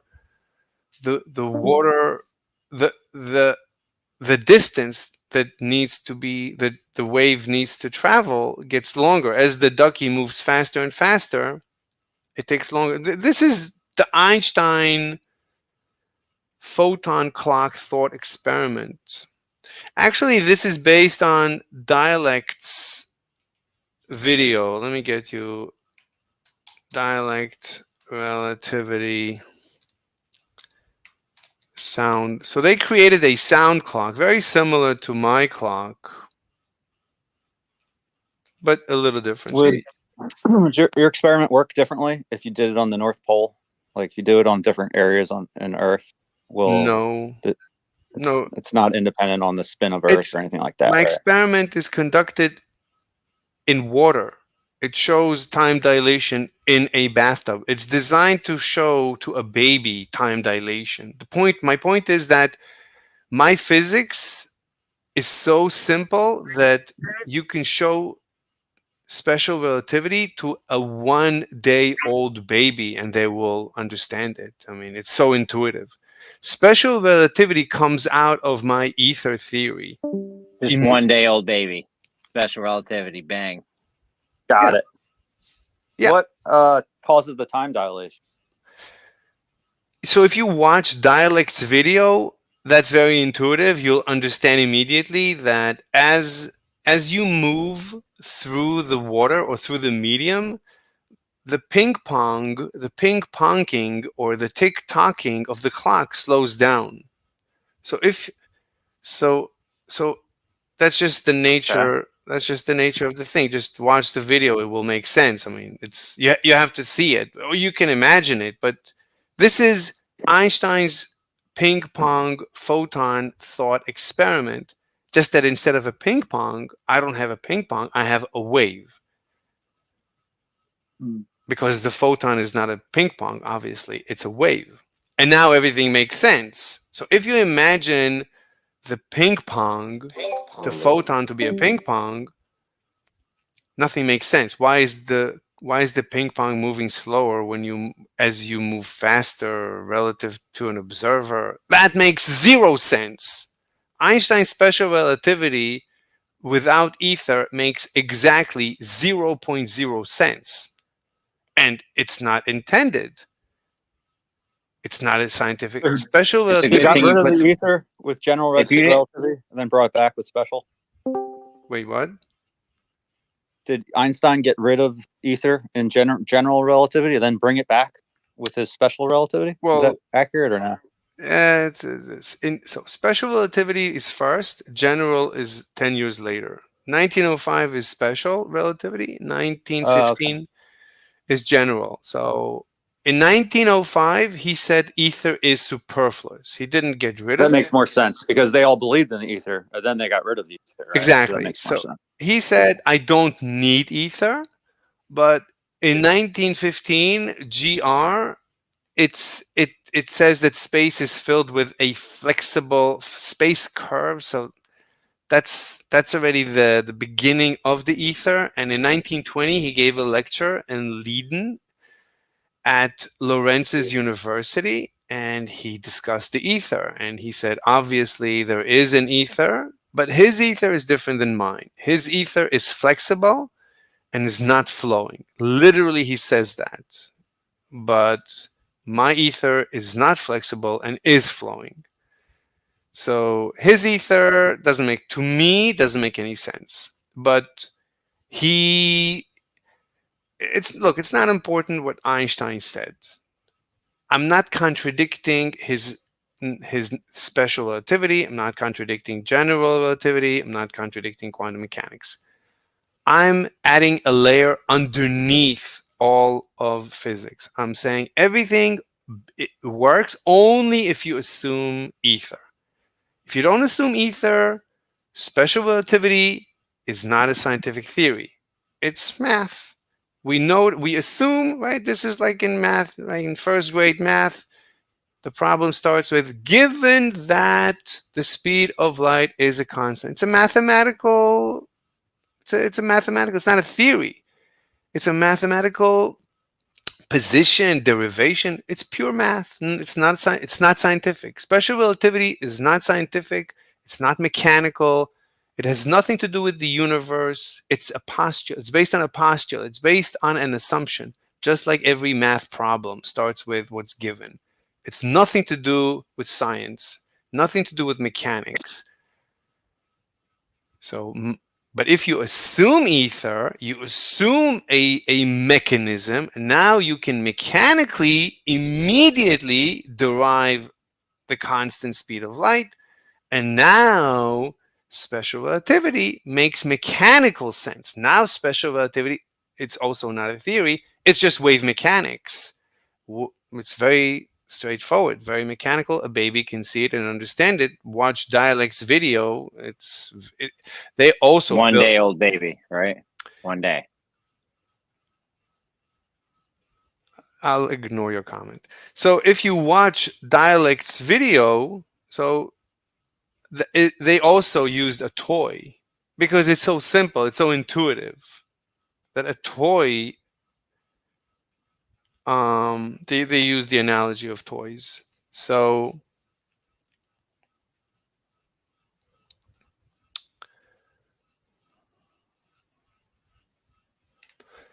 Oh, you got to put it in Toy Story terms for a baby.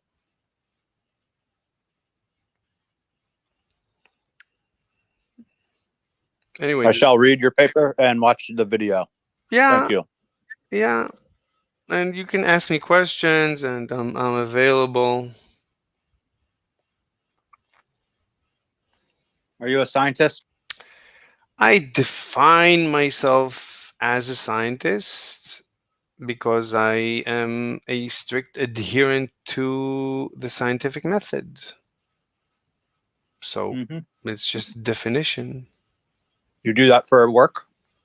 I try not to discuss my personal life. It's not not important. I am no one. Where do you live? I don't discuss that. I'm anonymous. I try to remain anonymous. I value my privacy. Yeah. Nothing wrong with that. Yeah. Yeah. Like when I discuss my theory, sometimes I get, a lot of personal attacks. Like, I usually talk on the Globe Gangsters. Yeah. And they What do you think about them? Are they fair? They're mostly gay. Yeah, I agree. So I think that has to do with what they are. I think they hate heterosexual men. And I think they're like actually gay? I think They're really gays? No, dude. I looked into it. I wasn't really feeling you. Yeah, I wasn't really feeling you, but there's a lot of sex. Homosexuals, Yeah, really? dude. Yeah, yeah. I post my model, website there, don'tbegay.com, all the time. Yeah, I love it. It's Seriously, that's my centric website. model you got. They're basically gay men.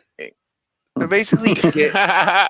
It's basically gay. Dude, do you picture them like sitting around like old time Rome, like in like robes, feeding each other grapes? Talking about their globe, Yeah, their precious globe model. The way I envision it, they're gay men and they're very unhappy that they are gay and you're hetero. There's some. Oh my lord! It's I like this guy. I'm kind of starting to like him. Damn it. You're a legend, Mr. Slave. Yeah, I think it's they just found a way to get back at the hetero world. They hate the hetero world. They hate it. And they found a niche to get back at the hetero world. This niche where they sit and study physics and make fun of the flat earthers and all the conspiracies. Like Yeah. that YouTuber Soundly. Do you know Soundly? What is Soundly? No, I don't know. Small Holy YouTuber. crap. Tell me And he's not a globe gangster, is he?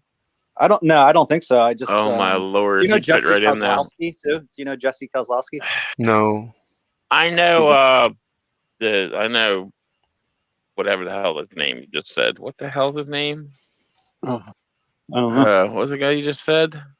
Oh, Soundly and Kozlowski. Soundly, yeah, Soundly, yeah. They did the Beat the Poncho Dude. Train idiot. Yeah. Those guys are Sly Sparkane with his bending water level test. They think Earth is 300 miles large. Yeah. Anyway, he's like Razita Dick, you know, one of them guys, Razita Dick. Anyway, so the way I see it, Razita Dick, you don't know him? Who? Post in the chat. anyway, the way Res Rhetoric. It's Razita Dick. Sorry. Anyway, the way I see it, it's not only are they gay, they're also all, single, wealthy, well-to-do, and, they're very smart, very high IQ, but very angry, especially Atheists.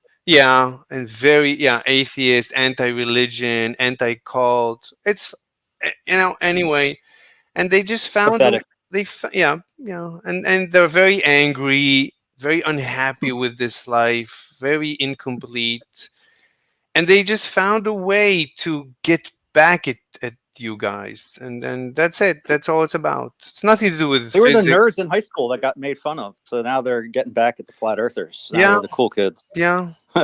Yeah. Yeah. It's funny. Yeah. They're just very unhappy, very incomplete, very as accomplished as they are. They can never accomplish. They want to be hetero, but they can't. And it's like anyway, they're just envious of normal men. They can never be normal, and this lack of normalcy is driving them insane. So when I joined them, it's nothing but personal attacks against me. Like I cannot complete a sentence. I was there for days, from morning until night. It's all recorded. Just hours and hours and days of personal attacks. Days. You would talk about your theory, or what were you talking about? I couldn't say a word. It was nothing but days. It's all recorded.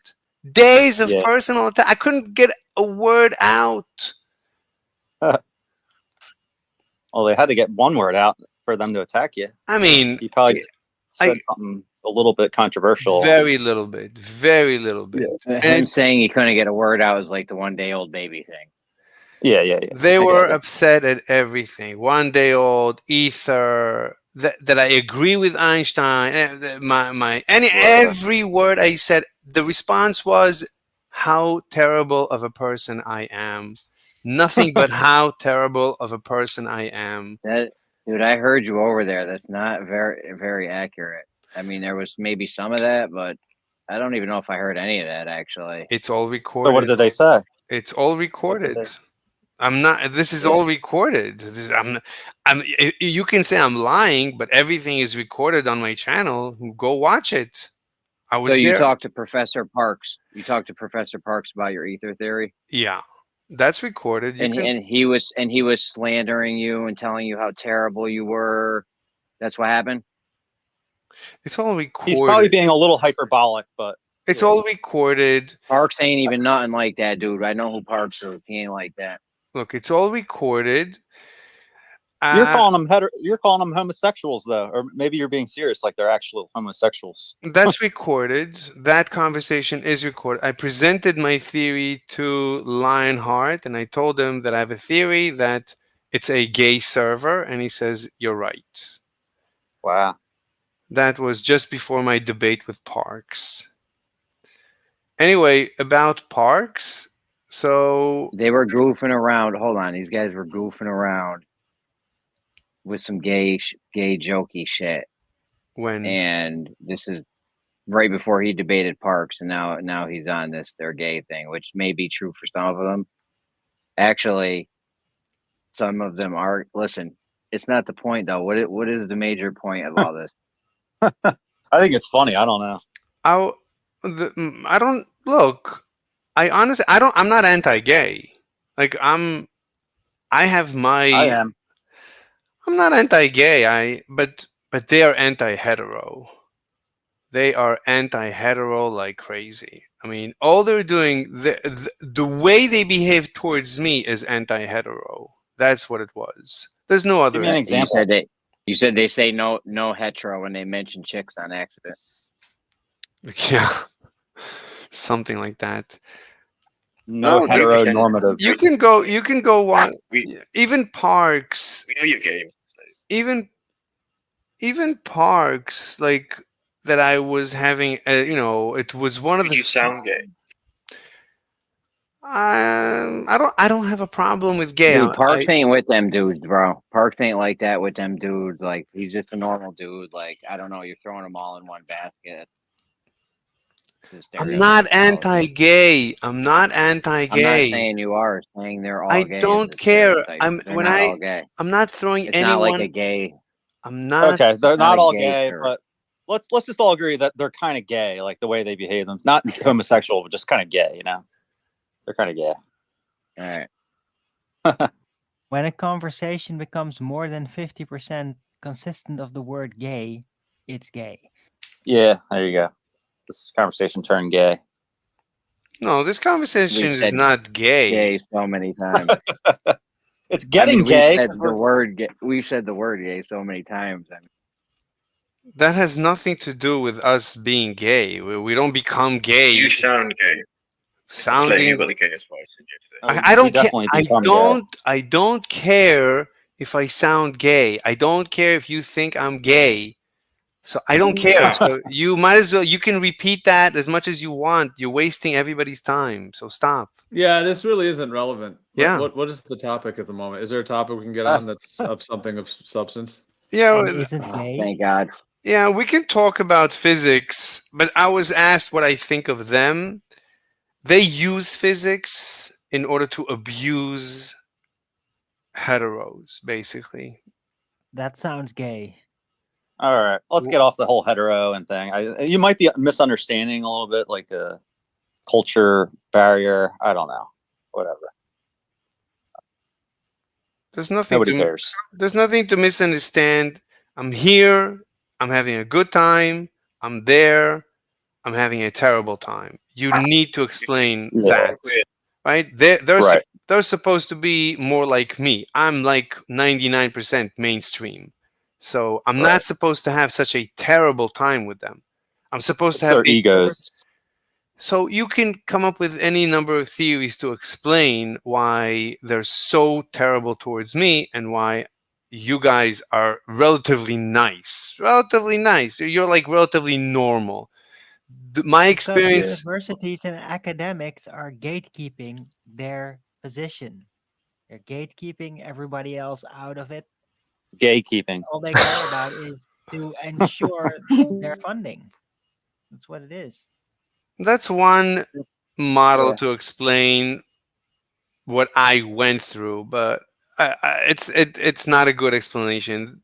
Like I think a better explanation is that they're less open-minded. I wouldn't even. Yeah, for sure. But the question is, obstructionist, right? So why would they do that other than to keep everything in place as it is, because that's in their personal benefit? Why else would you do that? Do what? Your mic is low.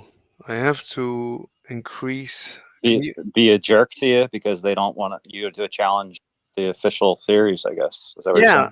Yeah, why they were such jerks for days. I'm not talking about minutes, hours. I'm telling you days. It's all recorded. Yeah, I but mean, dude, it's really just not relevant to this live stream. Like, I hear you. Maybe you could voice your concerns with them or whatever. But if you're talking about a different server, a different thing, it's just really not relevant to here. And prefer not to kind of talk about people that aren't here as well. So it's just not relevant to kind of talk about.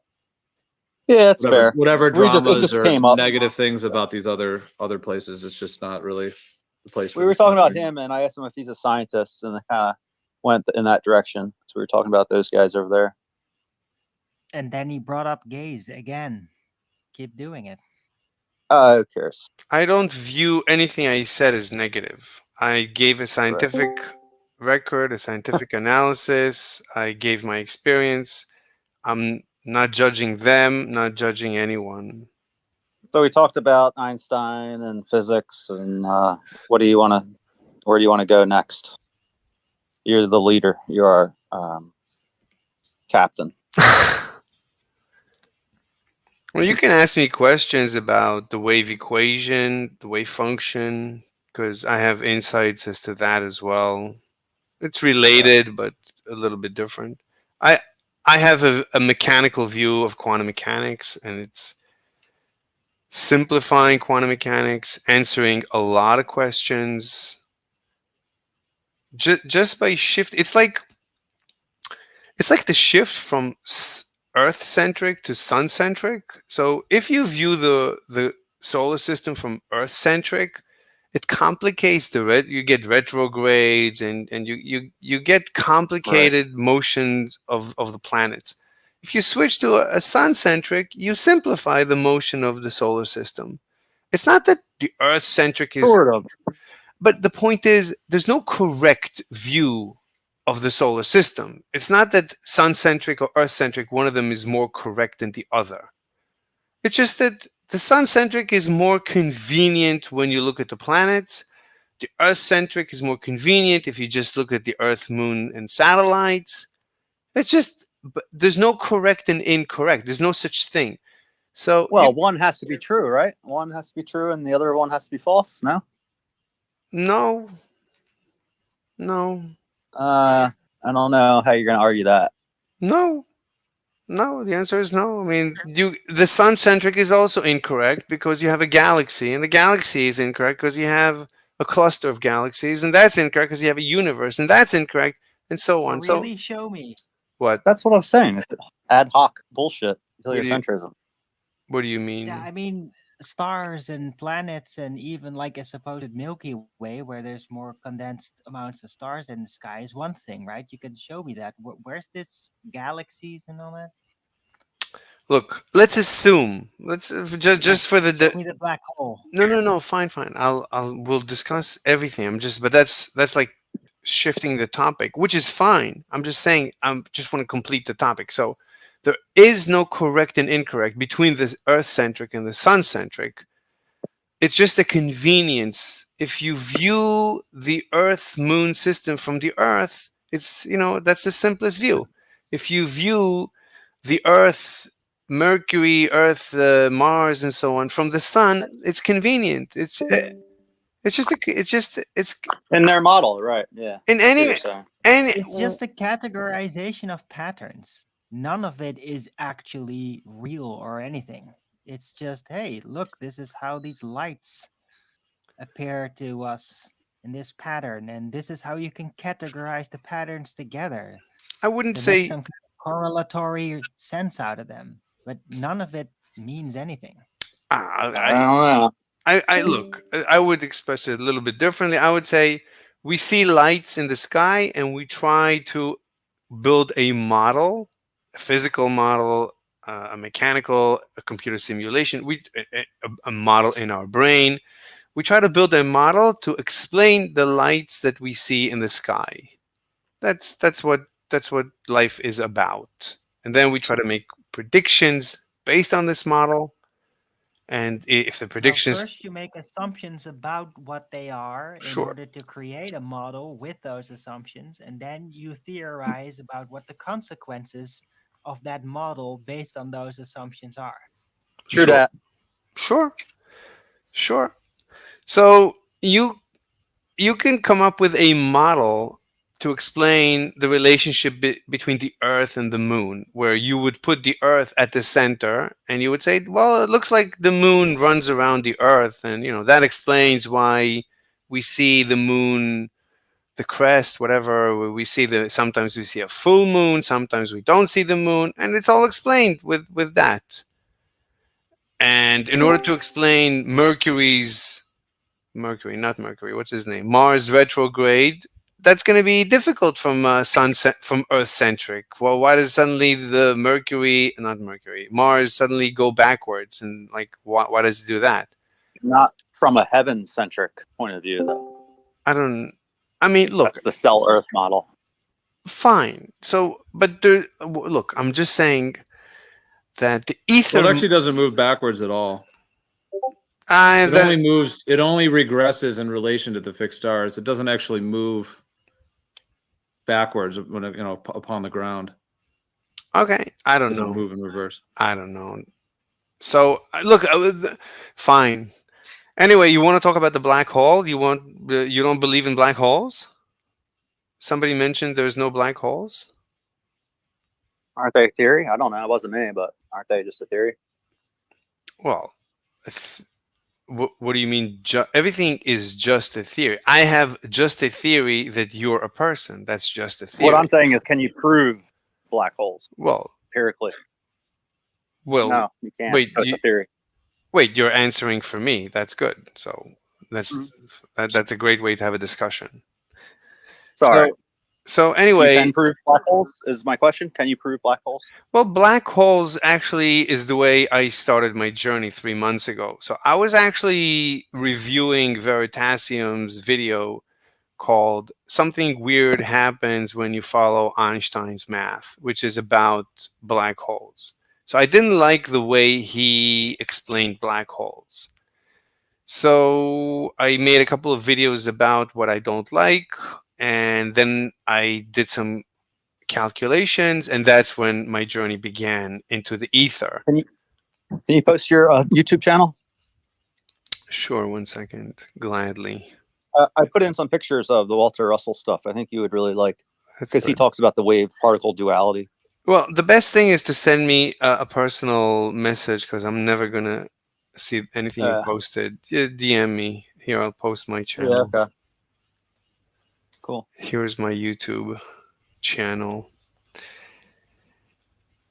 So actually, black holes come directly out of Newton, and black holes come out of the ether. The ether theory, the ether model predicts black holes. Newton predicts black holes. I don't need Einstein. I don't need Schwarzschild to predict a black hole. So according to Newton, I don't know. 2020, I think it was 2020 or 2022. Andrea Ghez, Nobel Physics Prize winner, says we can absolutely rule out Newton's law of gravity.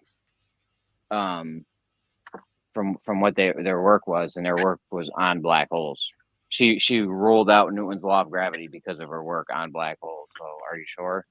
I don't know, and I honestly don't care. I can prove a black hole directly from Newton, and I can do it right now. No, I'm just saying that the Nobel Physics Prize winner, the mainstream as it comes, says that you can totally rule out Newton because laws are supposed to work everywhere from her work she was doing with black holes. Look, I don't know, and I honestly don't care.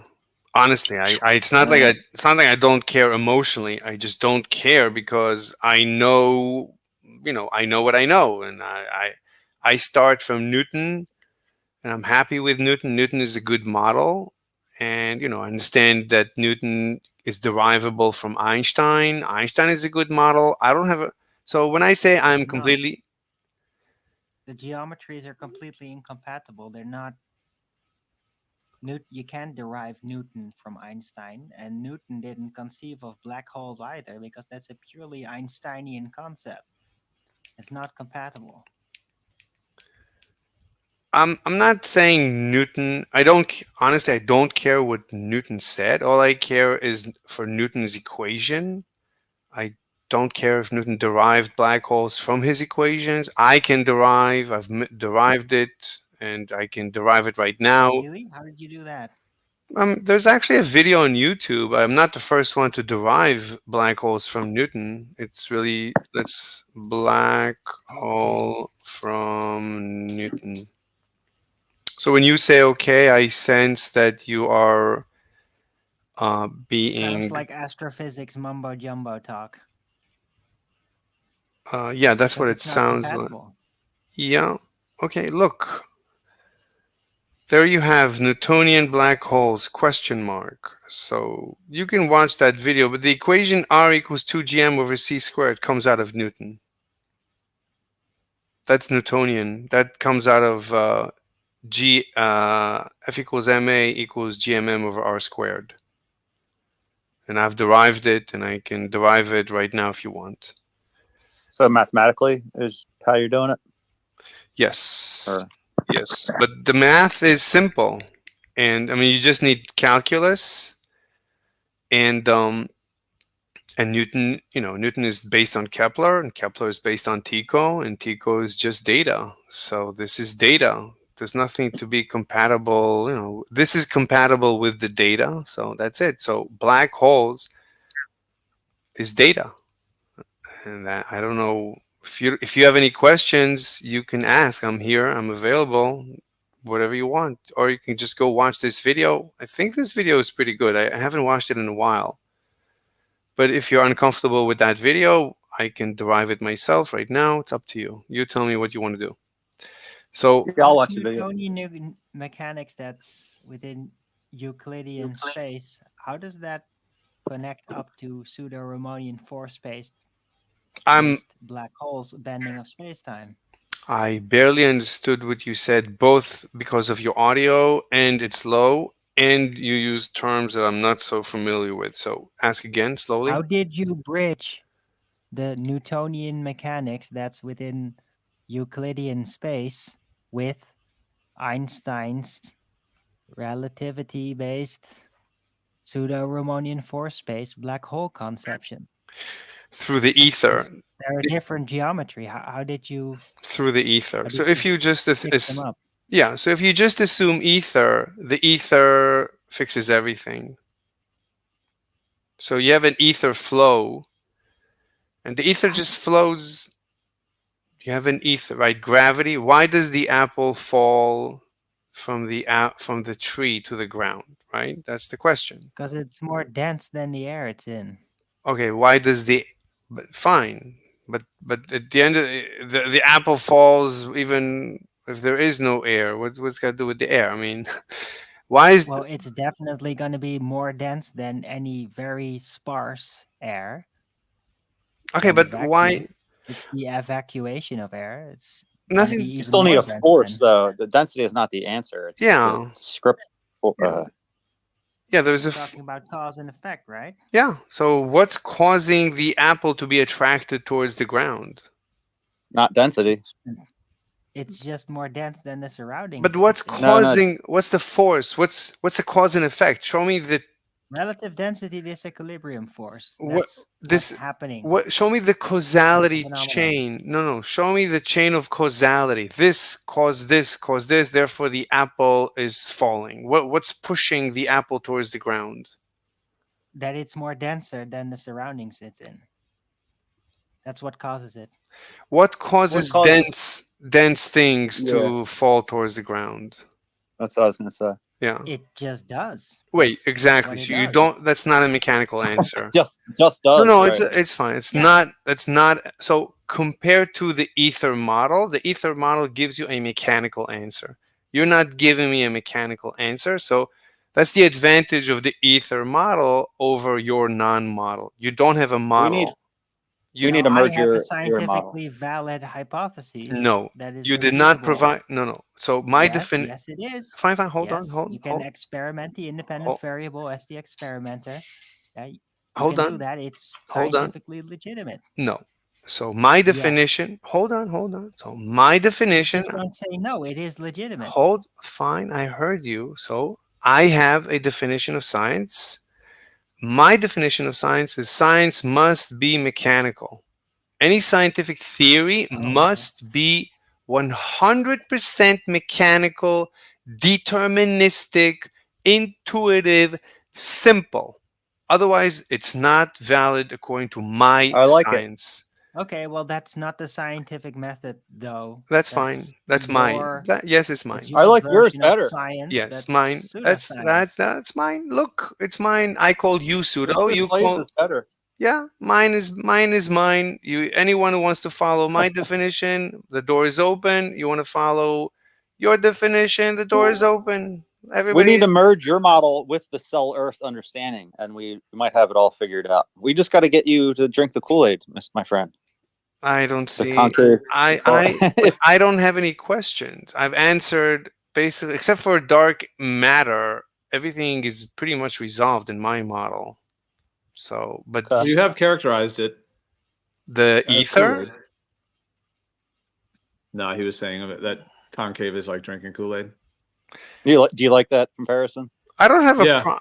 I don't have a problem. I don't have a problem with your model, except for my model is better. Mine's simpler. No, it's not. The mainstream model is Mechanically, it is. It has to be. Well, you have. You don't understand the model because with the heliocentric model, you have many different things spinning. First, you have the rotation of the Earth around the sun, and also the spinning of the Earth. With the cell model, Earth is stationary, and all the movements are described in the central sphere that's rotating. Makes perfect sense. Okay, look, we can discuss your model. On its face, I don't like it compared to the mainstream model. That certainly when you combine it with my model, so I prefer mine better than yours. It's because your dad you led said- you astray. I'm just kidding. You said your model it all relies on dark energy though. Some just No, ether. Right? Ether. no, he had dark energy. His model all goes back to dark energy, which is just some unprovable he might freaking. It might as define well it just be a differently. wizard freaking waving his wand. It's freaking nonsense.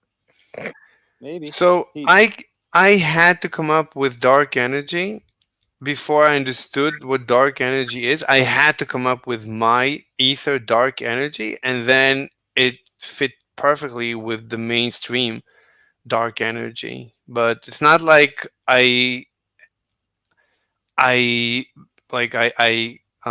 capitulated to the. I don't capitulate to the mainstream. You see that I define my science completely opposite of mainstream. So I'm not conformal. I don't wake up in the morning to be conformal.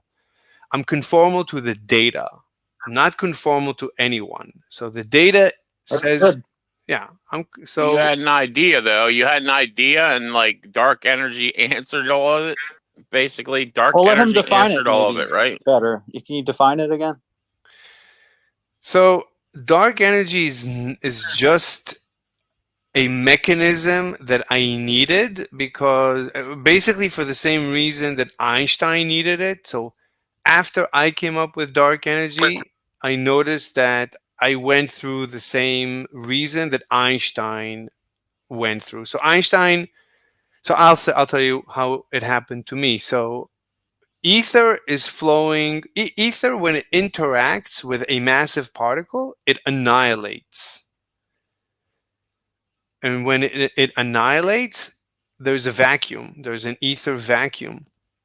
Now, Is that the counter space that Eric Dollard talks about?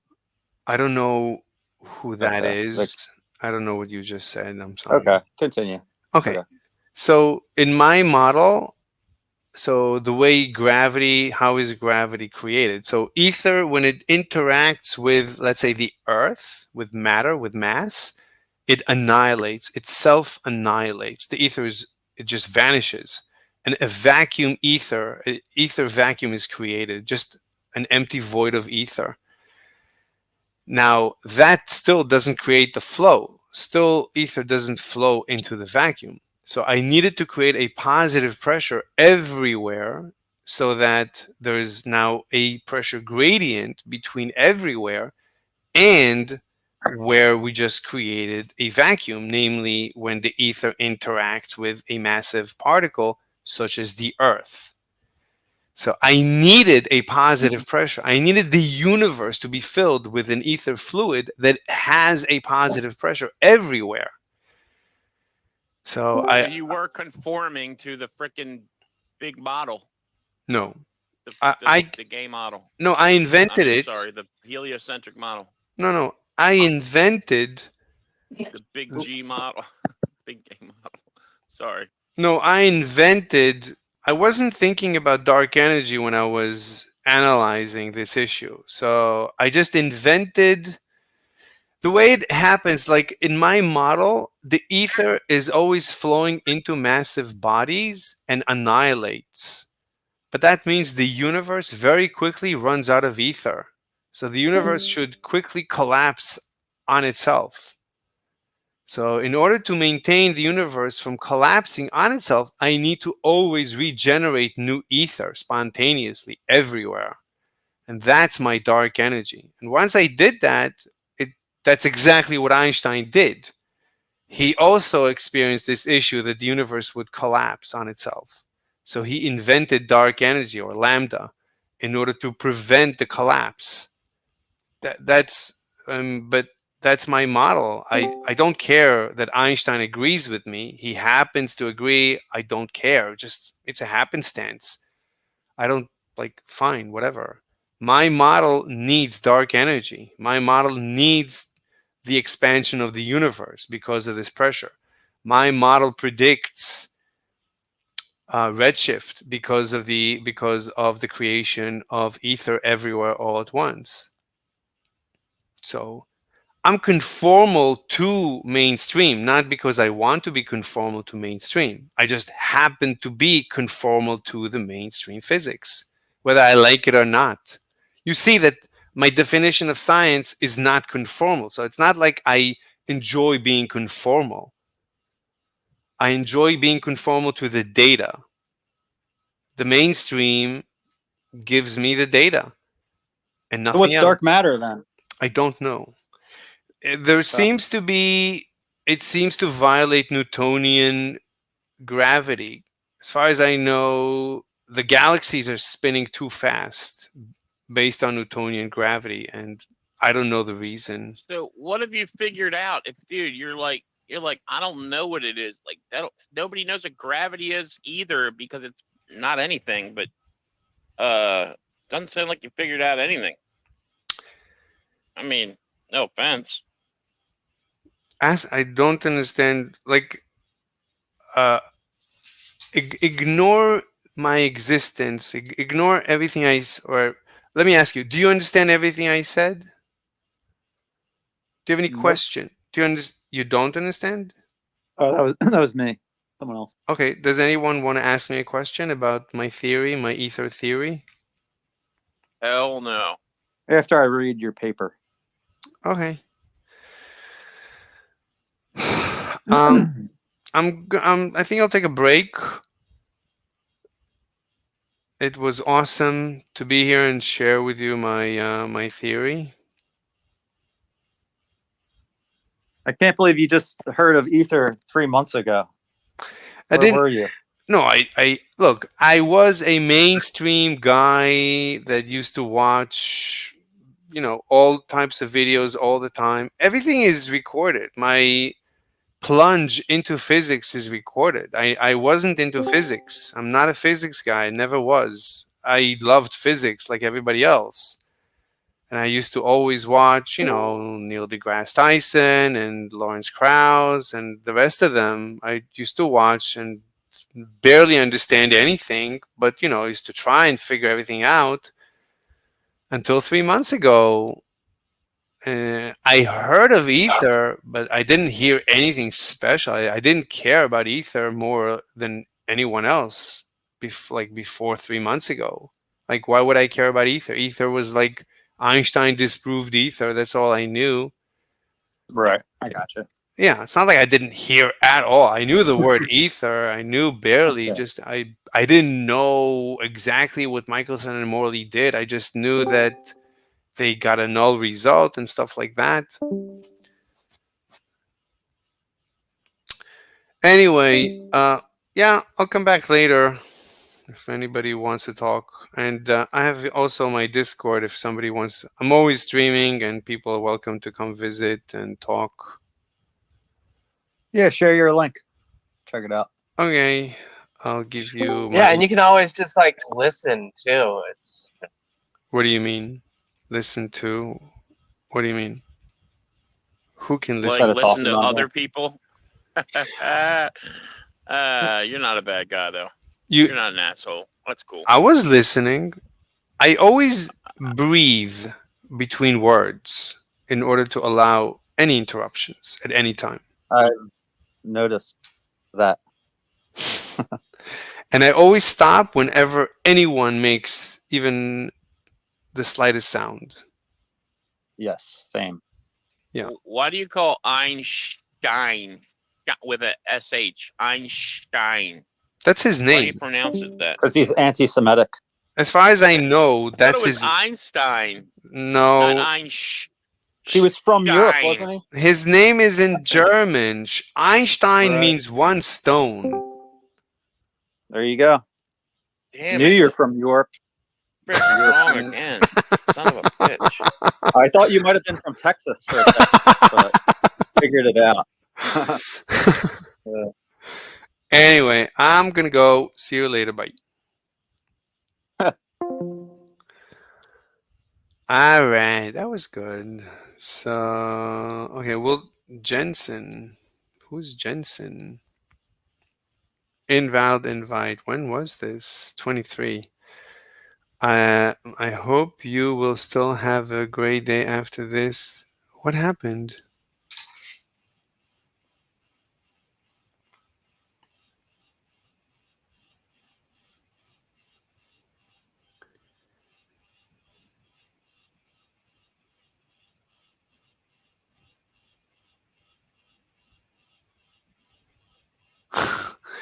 What the heck is this? You won't get mad at me. I filed a ticket regarding fraud and payment disputes on your account, confusing you with someone else, which puts you on the verge of account deletion and IP blocking. Apparently, this is what the support emailed me. I hope you will still help me figure this out and contact the support here on Discord to file an appeal. Could you give me a little help? What? What is he talking about? Who is this? Pending. What is he talking about?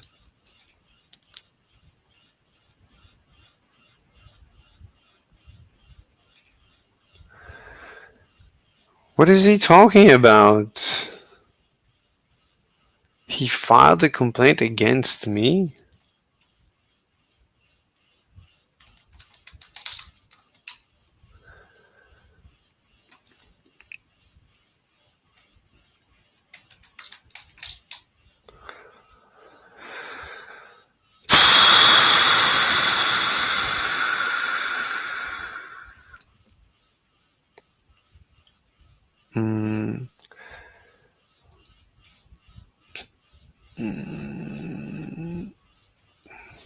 Let's just, I always want to make sure that the recording went well.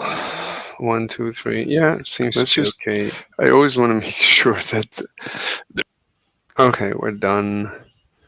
We're done. How long have we been streaming? 4 hours. It's good. I gotta go eat. Finally, I'm hungry.